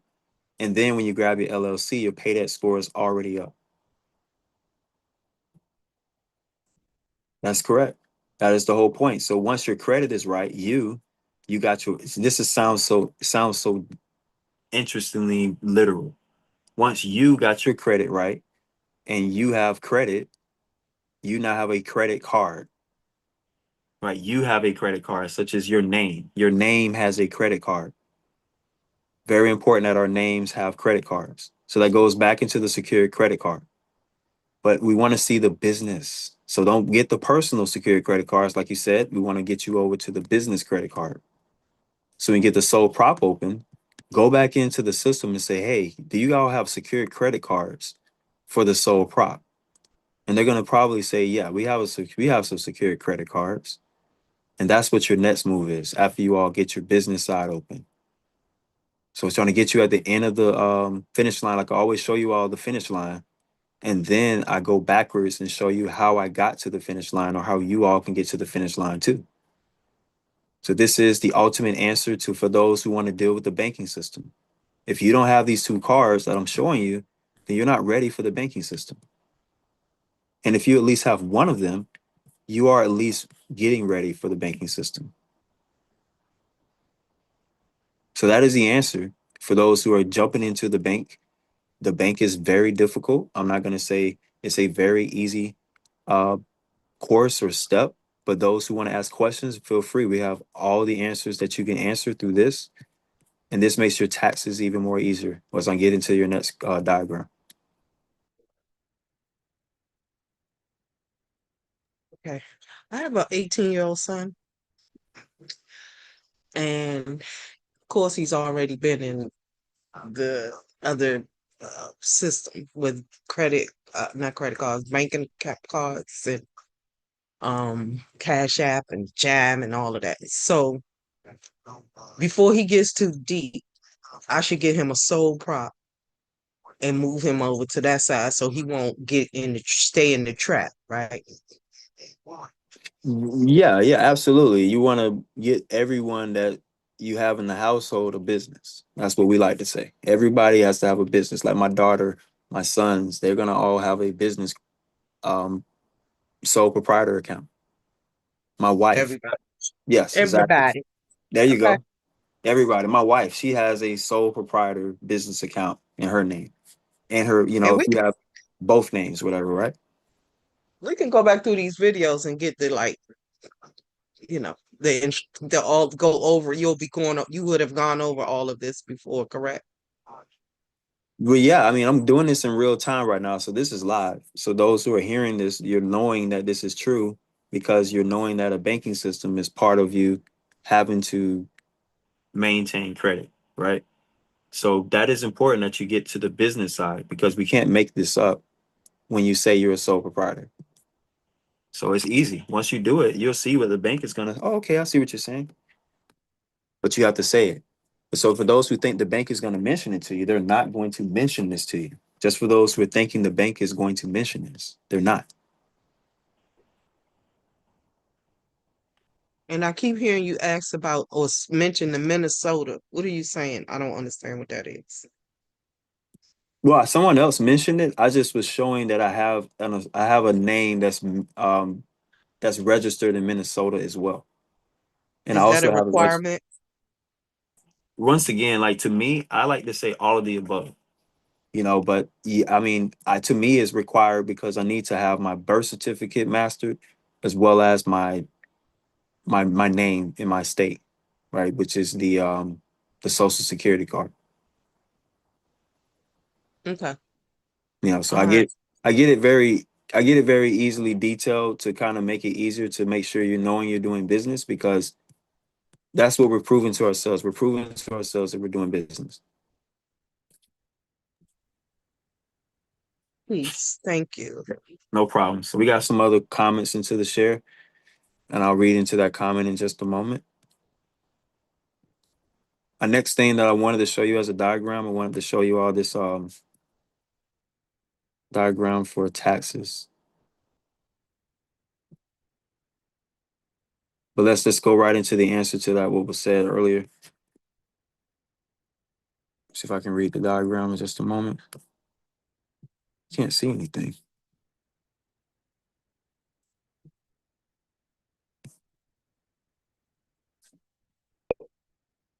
Okay, I see it now. This answers a question from earlier, so I'm going to answer this question right here first. You all can read through the screen on the moment about sole proprietorship. So the question is, what about the revocable living trust? Do you give your SSN when they ask you? Do you give them your assumed name certificate acting as a trustee when you have a give your SSN? If you go to the broker account Fidelity, they ask for SSN, you give them with the EIN for the revocable trust. I'm having a hard time getting a revocable trust account open. I'm getting turned down. Thank you. Yeah, so we don't do that with the trust first. We have to do ourselves. We have to become the business that's open. So that's why I went over that social security card in detail to show that we didn't even bring in the trust EIN yet. So the social has to be already a business. Then we can get into the trust, because the trust is known as a business. That's going to be easy, because by the time we do the trust, which I'll go over next week, I'll talk about how you can open up the trust EIN as well. But a lot of that information is hard to do if we don't have our social open as a business first. And no, we don't use Fidelity, because Fidelity is going to, in a way, keep you on an individual, because they're able to, in a way, I think it goes into a court test. I don't know why, but Fidelity does give it over to a court test because they probably work in some form with the government. So I'm going to get into why you don't really want your trust to be under the jurisdiction of the court, because the court, I'm sorry, not the court, the bank, I'm sorry, the bank, the actual bank itself, even if it's a private trust and you open up a bank account, even if it's a non-interest bearing account, all these different names that people use for the trust and all these things, but it still in a way is under the jurisdiction of the bank. So we kind of forget that, even though it's a trust. So we got to be careful that it doesn't also pass the court test, because the bank can take you to court if you fail in fiduciary duty. That's another problem. That's why we don't like to trust the bank accounts first. We like to trust ourselves first, because we are the one in charge of the trust. And then I give over information or knowledge or funds to the bank. So that's why I use the sole prop. That's why I'm using the screen right here to prove what I'm talking about, is that a sole proprietorship is a business that is owned and operated by a single person with no legal separation between the owner and their business. Though a sole proprietorship is simpler than other business structures, it comes with some major drawbacks. Earnings from a sole proprietorship are taxed along with the business owner's personal taxes. Look at this. So that's why we talk about this way. That's why you get your tax return. So a lot of us don't realize all those funds are in the taxes. That's where you get your funds back. So I hope I answered your question. The main thing is you cannot open up a revocable trust bank account until you feel that you are able to open up yourself as a business. That's what I'll say, because it's hard to just accept the trust is just opening up a business when you don't have a sole prop. Okay, good. So you says I was able to open a sole prop at Chase. They don't have a secure. Okay, see, that's the problem. That's why I said in my other examples, some videos back. I hope you all watched that video in the banking, that we don't use Chase because Chase doesn't let you fully do the sole prop correctly. So I hope that helps with those who have Chase. Yes, you got to get out of Chase. Unfortunately, apologies, you have to get out of Chase to continue with the secure side. Yeah, it's unfortunate. And what we do, Bank of America is a good option for those who want to jump right into it. You also have your credit union. Some people may have Navy Federal already. I think they allow you to open up the sole prop.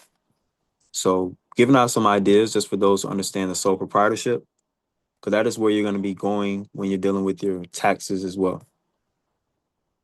So let me get out of this part and get you all to the meat of the discussion, because I wanted to answer that question from earlier with brother Kazi, and everybody was asking questions about the 1099s and why the 1099s are so important and what happens when you have those 1099s. How do I put them in and make sure the Treasury got them?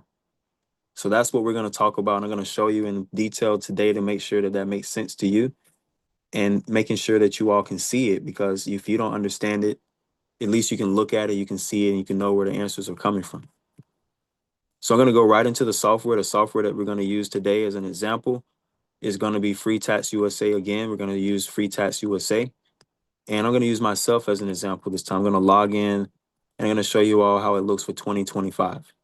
I'm not going to go through everything. I'm just going to give you all just a preview. Because if you send this, you have to make sure that it's, you have to double check your answers. You got to triple check your answers before you send it in. Let's go to this part right here. And I want to make sure that you all can see how this looks from this perspective. Here we go. So I can share the screen now.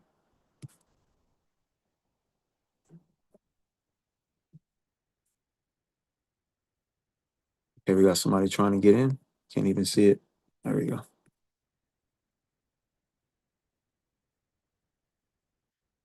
All right, we only got about maybe 15 to 20 minutes left. Okay, here we go. So this is where I'm going to show you all in the software. This is what I was telling you from last week and the weeks before. Ever since you all got started, you were actually working on those amended tax returns. Because as Vince went in, he told you to get the beneficial interest from the past that you all have not got is the 3 years. You only can go back 2-3 years.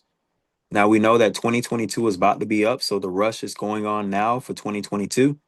So if you were to go back in the software, it allows you to go and support. Let me see if it lets you go back. Yes, prior returns right here. You can see all your prior returns. For those who want to see how this looks, this is how this looks for all your prior returns. If you went into the system, you should be easily able to go to this system and amend, like me. Right, so I was able to show this in detail to myself because I've already done those parts. But for my illustration purpose, I'm just going to give you all how it looks in 2025. So a lot of these things have to already be ready to go. And this is going to be your 1099B. So how many of us are new to the 1099B? Have you ever heard of the 1099B? And do you know that a 1099B is an investment for the income on your individual side? So what happens is brings up a common income. And once you have a common income on this software, they want you to understand what type of investment you want to add. Now you got to add the ones that you already have that you may have received, but most of the time you don't add it unless you receive some type of refund of some sort. So there's no point of adding it if it doesn't require a filing of some sort. So right here, this is where people needed to see where the 1099B was. It was right here. And this is where you go to get to the 1099B. And you have to understand how to do this. If you don't do this correctly, it will give out an error. Here we go. So this says, what investment account do you want to enter sales for? So you got to have that information ready to go. If you don't know that answer, the IRS is going to keep asking you until you input the right information. They give you clues right here. We answer those questions right here. What if I have more than one 1099 from a financial institution? So they'll give you all these clues right here. So you can go through this clue to understand what that means. And that's what this tells you to do right here. But these are the answers that we has already expected you to have for filling out those 1099s, practicing those 1099s. And when you get to that point, they'll go into some of those answers. So I'm just going to put right here for any name.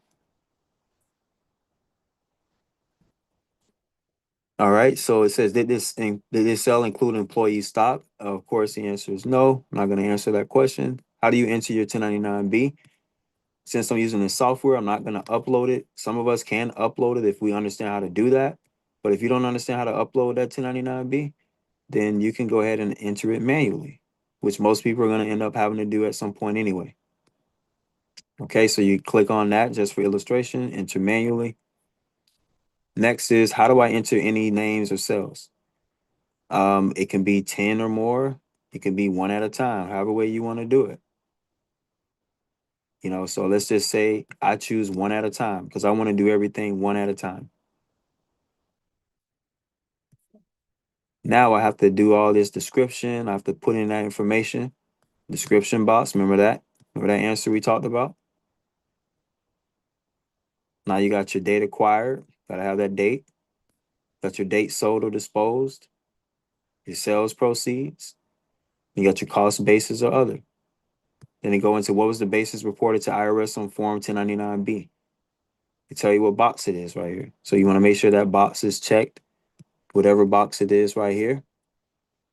For here, I'm not going to say I did anything. I'm just going to say I didn't receive anything. And then you got your federal tax withheld. That goes back to that, what Vince was talking about, your 24%.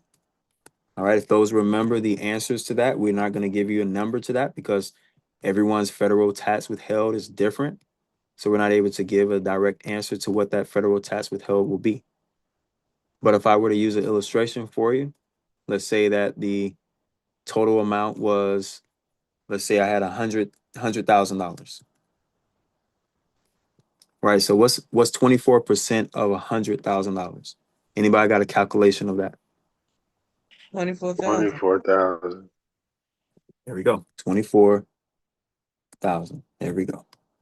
So that'll be the federal tax withheld in the box that you would do if you appropriately did the 1099-B correctly, and it was applied as the beneficial interest 1099-B. Now that's just an example of the 24%. Let's do another example. Let's say somebody had a mortgage. Maybe your mortgage is $500,000. What is 24% of $500,000? 120. 120,000. There we go. Any questions or thoughts to this? This is the same software, but you're all using the electronic filing in real time through freetaxusa.com. I have a question. You know and I hate to mention Kim Marie Teeter's group, but originally we were taught to do the 1099-A, which the cost basis and the proceeds were the same. And then you add the bartered amount times 10.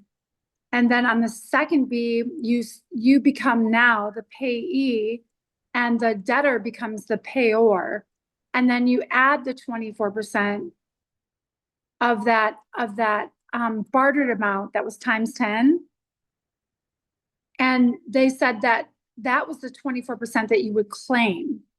So you wouldn't have to pay taxes on the income. So I'm totally confused right now. And I know if Vince was here, I'd go, forget Kim Marie Teeter, like I get all that. But when you're doing just 1B, can you just explain to me, when you say interest, like I get we have interest in, but can you explain it that let's say I didn't know anything, exactly why we're doing the 1099-B? And then what are we claiming back on our taxes? Like if we weren't doing the second B, or do we do the second B? Because now I'm totally confused. Like switching the payer to the payee on the second B, and the 24% withholding goes on the second B, but your process seems to be a lot simpler. I mean, really, it's not a process, right? It's software. So I'm showing you simply how to use the software, and it's a lot faster. That's all that's happening because what you're doing is you're putting your beneficial interest B right here, right? So you need your numbers. Unless you don't have your numbers, then you can't do this part, right? Right. Like I just checked off. I didn't receive a 1099B. So that's for someone in that situation. But if you did those and you had the software and you did all that, then you would check yes. If some did, the tax 1099 or the 1099 online or whatever, right? So in that situation, was the basis reported? The answer would be yeah, because you got it approved. And you're like, yeah, I got it approved. It's showing up. And then you check yes. But for those who didn't, you're like, hey, I don't have it. I'm going to Okay. just do it now because I'm in 2025, right? Okay, I see what you're saying. I had a miscommunication of what you were doing. So this is if you haven't filled out the 1099Bs yet, correct? Or is this for if you've already done tax 1099 online? This is without anything. This is now. Okay. This is 2025. So if I was doing this now, I wouldn't have to do tax 1099. I wouldn't have to do, and that's when I get to Brother Colin's question, to answer his question into that part to show that this software does your 1099Bs. It does the A's, the B's, and the C's right on this software for free. So you don't have to keep doing that. It's just one B. When people say the second B, I'll just tell you, you just only add one B, which is the one that it has the money on it, to the taxes, right? The others, they don't go on your taxes. They go on your Schedule C. Okay, so are you talking about any other, like the second 1099B goes on the Schedule C? Is that what you're saying? No, this is the second B right here. That is the second B. Okay, so Yeah. on the second B, do you switch the payer and the payee? Remember, you got to have this already ready to go. When you say, do I switch? I don't know what you mean, switch. Well, we originally taught that on the original B, when you're doing tax 1099, on the original B, you are the creditor, the payor, and the debtor is the payee because they used they basically monetized your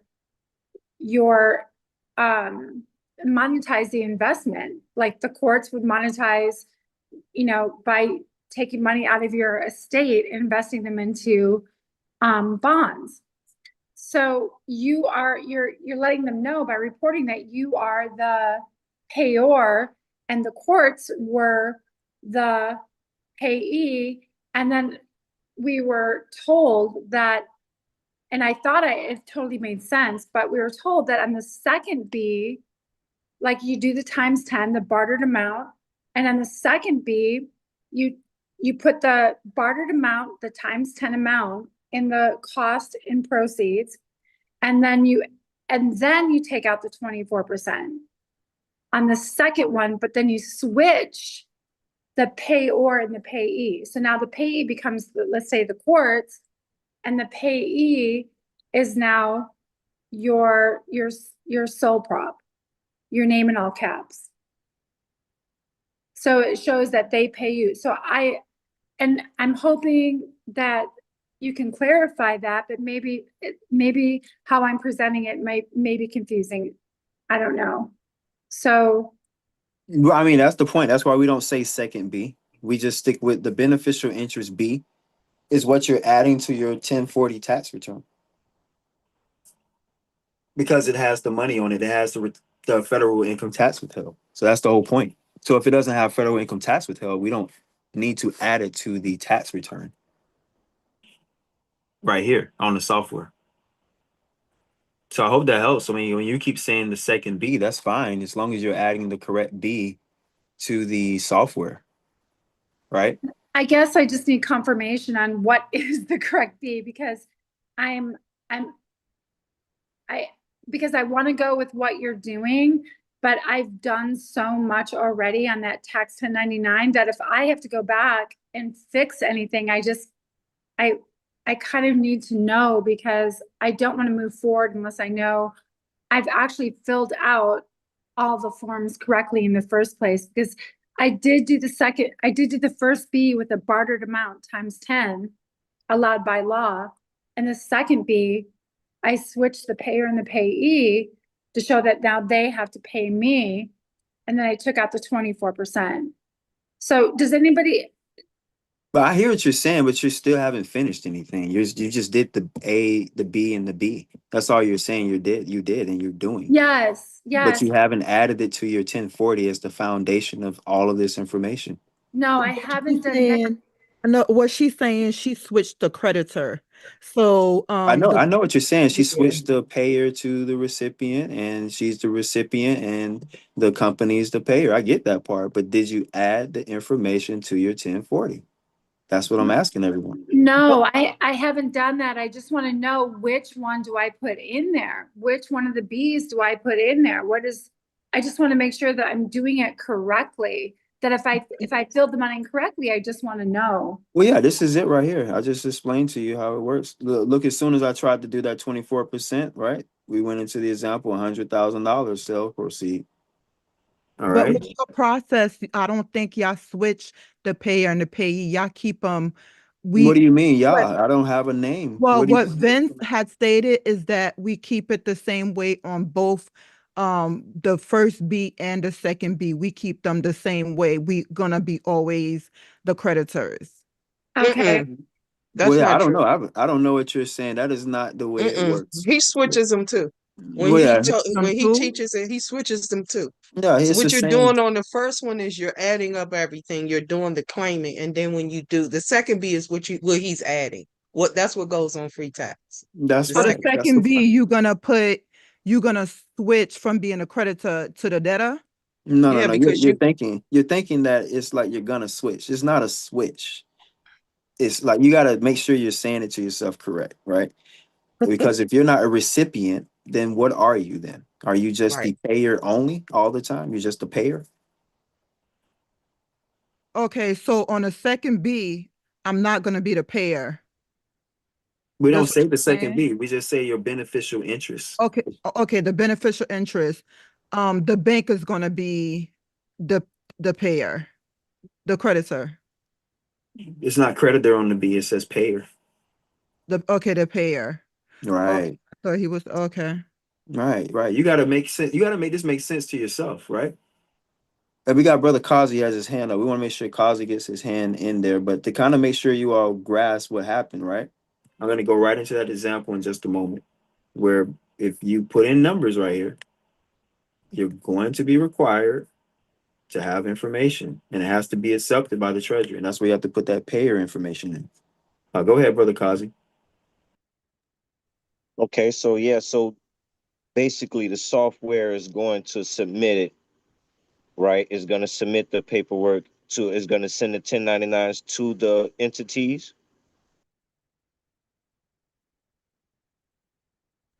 The software is going to send in it's going to send in the correct form to the entities based upon the 1099B. Right. And then they're supposed to submit one back. That's what I think everyone is getting confused about the second B, if they receive Mhm. one back or if they just have to do one themselves to change and initiate the process of it. If you're requested to do it by the treasury, they will send you a letter saying, hey, send us the B, right? But if they Right. don't, then that means they're gonna process it for you. That's the way we have to see this. We have to look at this a little backwards, you all.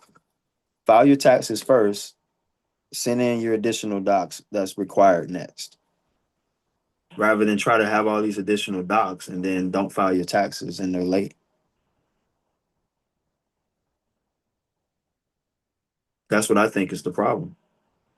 But you need that EIN. If you're getting the beneficial interest, I wanted to prove this right here today for those who thought we can just grab the money easily on those taxes that first time. It's going to be difficult if you haven't proven you have the EIN and we have that information in the system right here.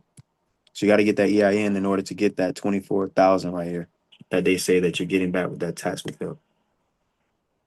So any questions on this part, because this may be new to a lot of people. We're trying to make sure that everyone grasps the details of getting the refunds correctly and there is no pushback.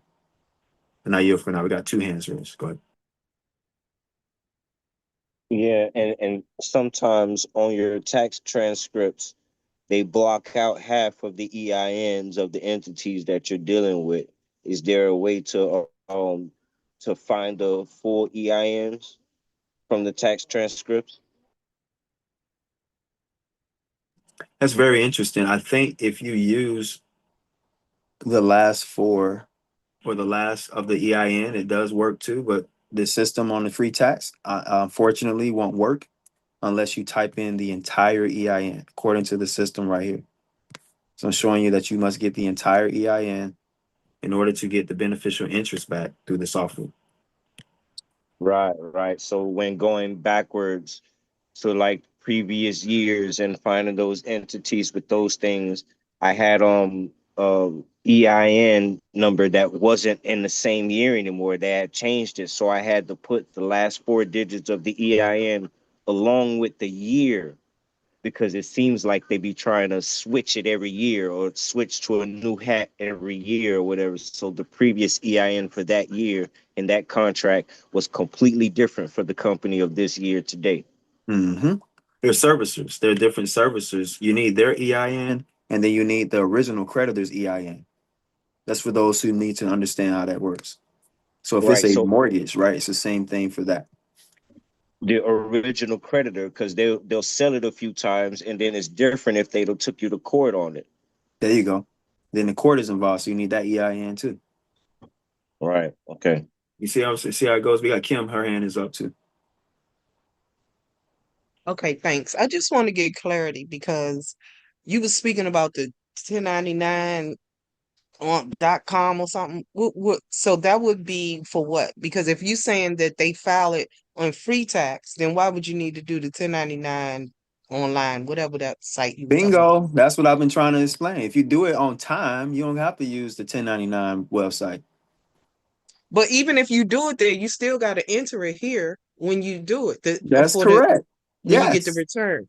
that's right. Okay, That's why I keep saying that. You can have entered all those 1099s on that other website all day. right. Until Mm-hmm. you have entered that information into this software, it's not going to go through. Right. And so once you do it there, that is so you wouldn't be doing the 1040 till it show up on the transcript, right? You got to do the 1040. There's no way I'm saying around it. I understand, but I'm saying you wouldn't file the 1040 until it shows up on the transcript. Because even if you put it on free tax, if they don't have it on the transcript, they can't, that means they haven't processed it. It Correct? doesn't Am I it doesn't correct? matter. It doesn't matter. Some people are waiting. I don't like to say you need to wait till the transcript show. I'm saying file your taxes on time, Mm-hmm. and maybe the transcript will show as they process your taxes. I Okay. don't know. I don't know. I Like don't want to say I'm waiting on like the trigger it transcript. or something. I'm just saying I don't want to say I'm waiting on the transcript and then I'm late, and then they're gonna put a late filing fee on me because I'm Mm-hmm. waiting on the transcript. Okay. So just for clarity, if you're filing on time and you file those 1099s first, and then when you're doing the 1040, you could just add everything that you did in the 1099 software, correct? Yeah, if they request it. Okay. You All see, right. I'm just saying if you're on Thanks. time. This is 2025, just for all those who are seeing this. This is the now, right? This is not 2024. We're not amending the taxes right now. We're just saying, hey, I'm getting ready to do my taxes for 2025 and I'm on time. I got all my stuff added up. I'm gonna put all this stuff in the system before the end of the year. So by January, I'm ready to go, right? This is if we all on point. But I know even myself, I have to get some things in to the system for 2025. You mean in regards to 1099s, right? Correct. Like I had to get my 1099B information in for 2025. Cool. Thank you. I appreciate the clarity. Yeah, I just want to make sure everyone understands, like if you're doing this in real time with 2025 and you're on time, this is how it looks if you're using the software. And like I say, this is only one of the layers. This is just the 1099B. Right. So this is where it came from. It came from your investments and savings. Yes, I only add one of the B's, which I mean by, let's say, if I gave clarity to the two B's, I'm not adding the first B. And I'll explain that a little later to explain why I don't add the first B on this software here. I just only add the second B on purpose because I'm explaining I'm only getting the beneficial interest. I need to only focus on the one that has the refund on it.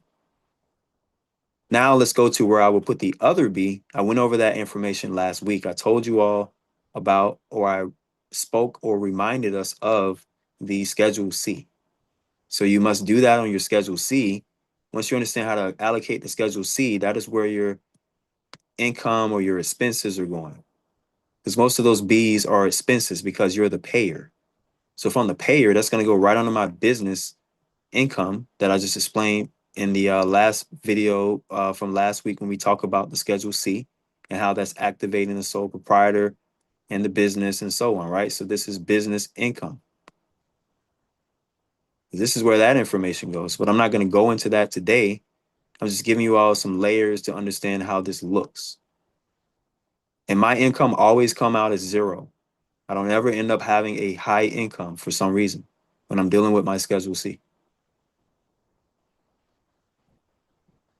So yes, this is a layer to all the information that you need to do. Of course, I won't be able to go into all this tonight because we're at a late point.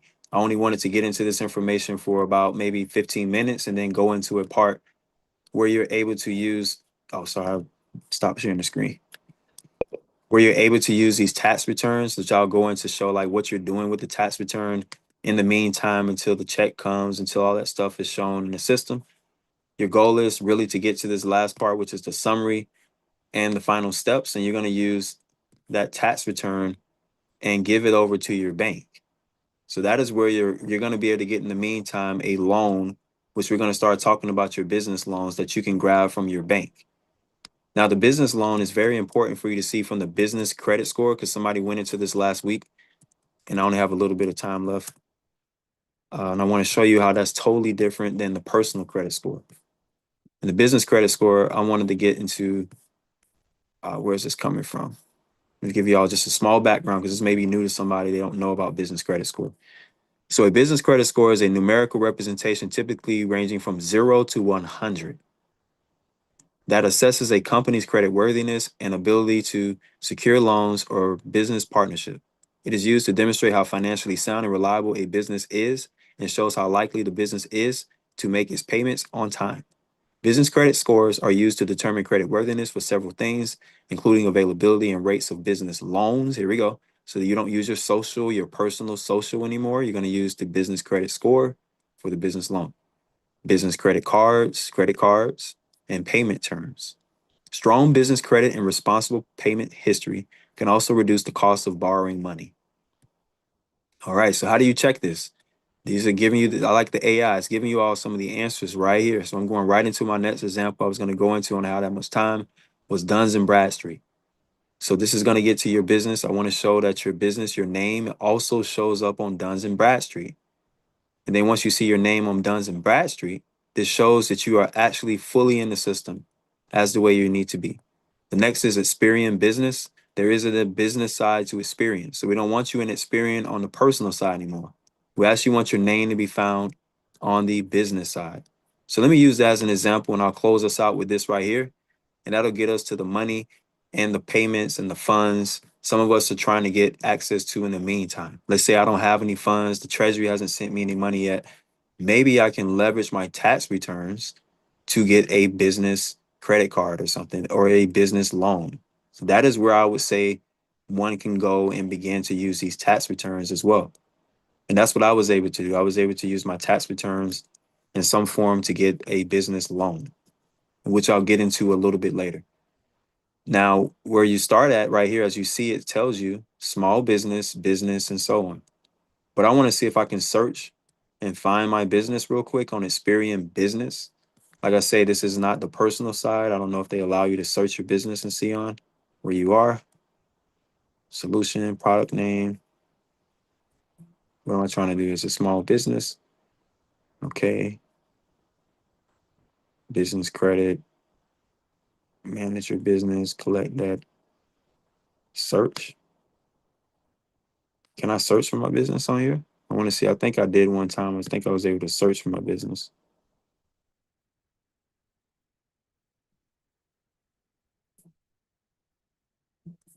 All right, so let's go right here. Here we go. Let's scroll down. It says find your business. So look at that. Even Experian is getting straight to the point. Look at that. Even Experian, they want to see your name. So it goes back to my example from earlier today that some people say, why do my information need to show up in Bizopedia, which I just showed. We got some examples of us typing in our names. from earlier and seeing that our names are showing in the system as a business. That's one of my courses I like to go into because I think that's the most important one to make sure you feel like you're doing business. Next, I can see that I'm doing business. I'm going to type my name. I'm going to type my information in, and I should pop up in the system on the business side. Now, I use myself again as the example because I haven't done this in a long time, and I still hope that my name still pops up. But let me just type my name in and see if it pops up.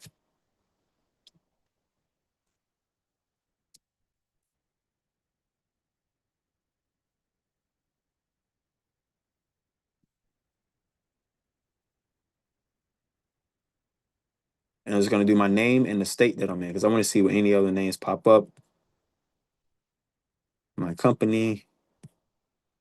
And let's start the search now.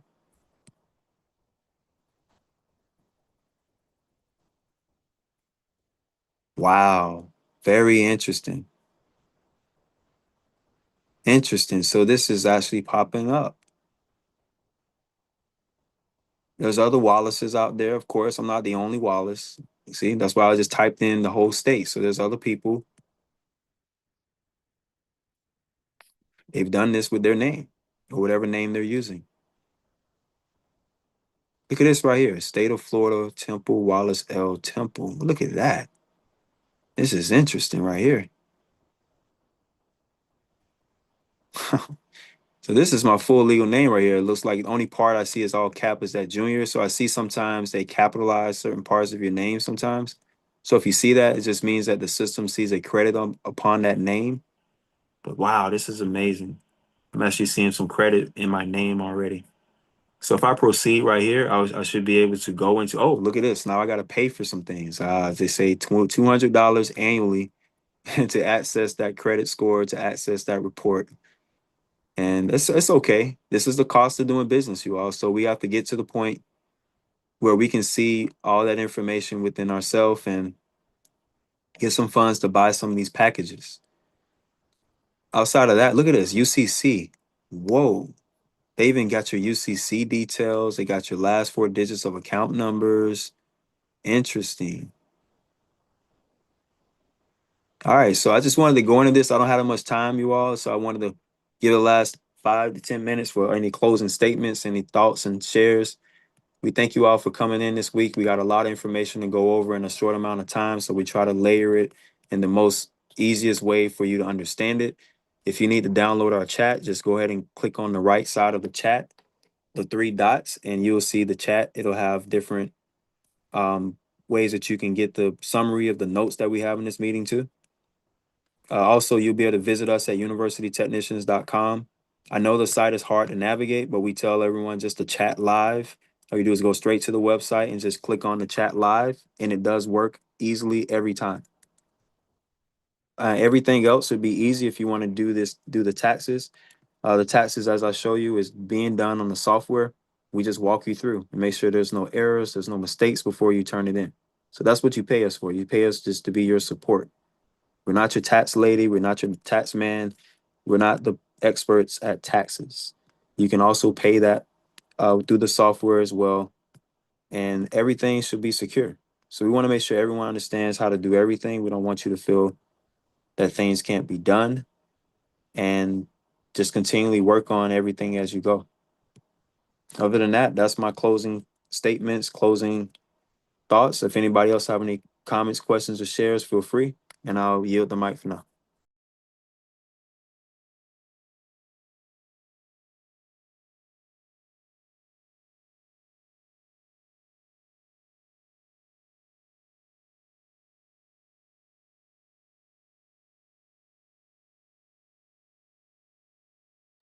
I just wanted to tell everybody that, if you need to look up an EIN for a company, a bank, or, whatever's publicly traded, you can just go online and pull up SEC 10K or 8K, and they should have the exact legal address and the EIN on the very first page, and the address.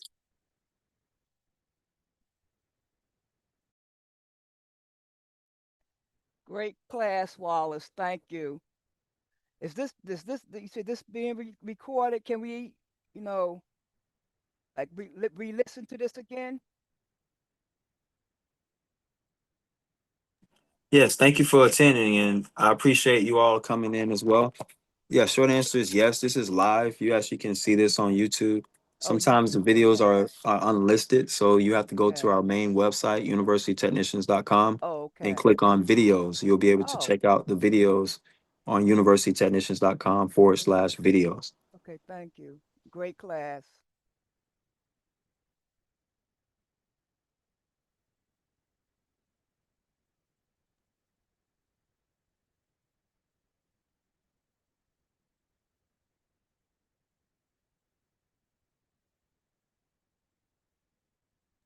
All right, if there's no more thoughts, comments, or shares, I think we'll close out here. I'll just continually work on the banking side. As you all see today, that the banking side is very important for you once you get Yeah. your taxes right. Of course, they're gonna want that direct deposit. So when you get to that part where they want the direct deposit information, that's gonna get right back to my reason why the sole proprietorship is very important for you guys to keep looking at the sole proprietorship account.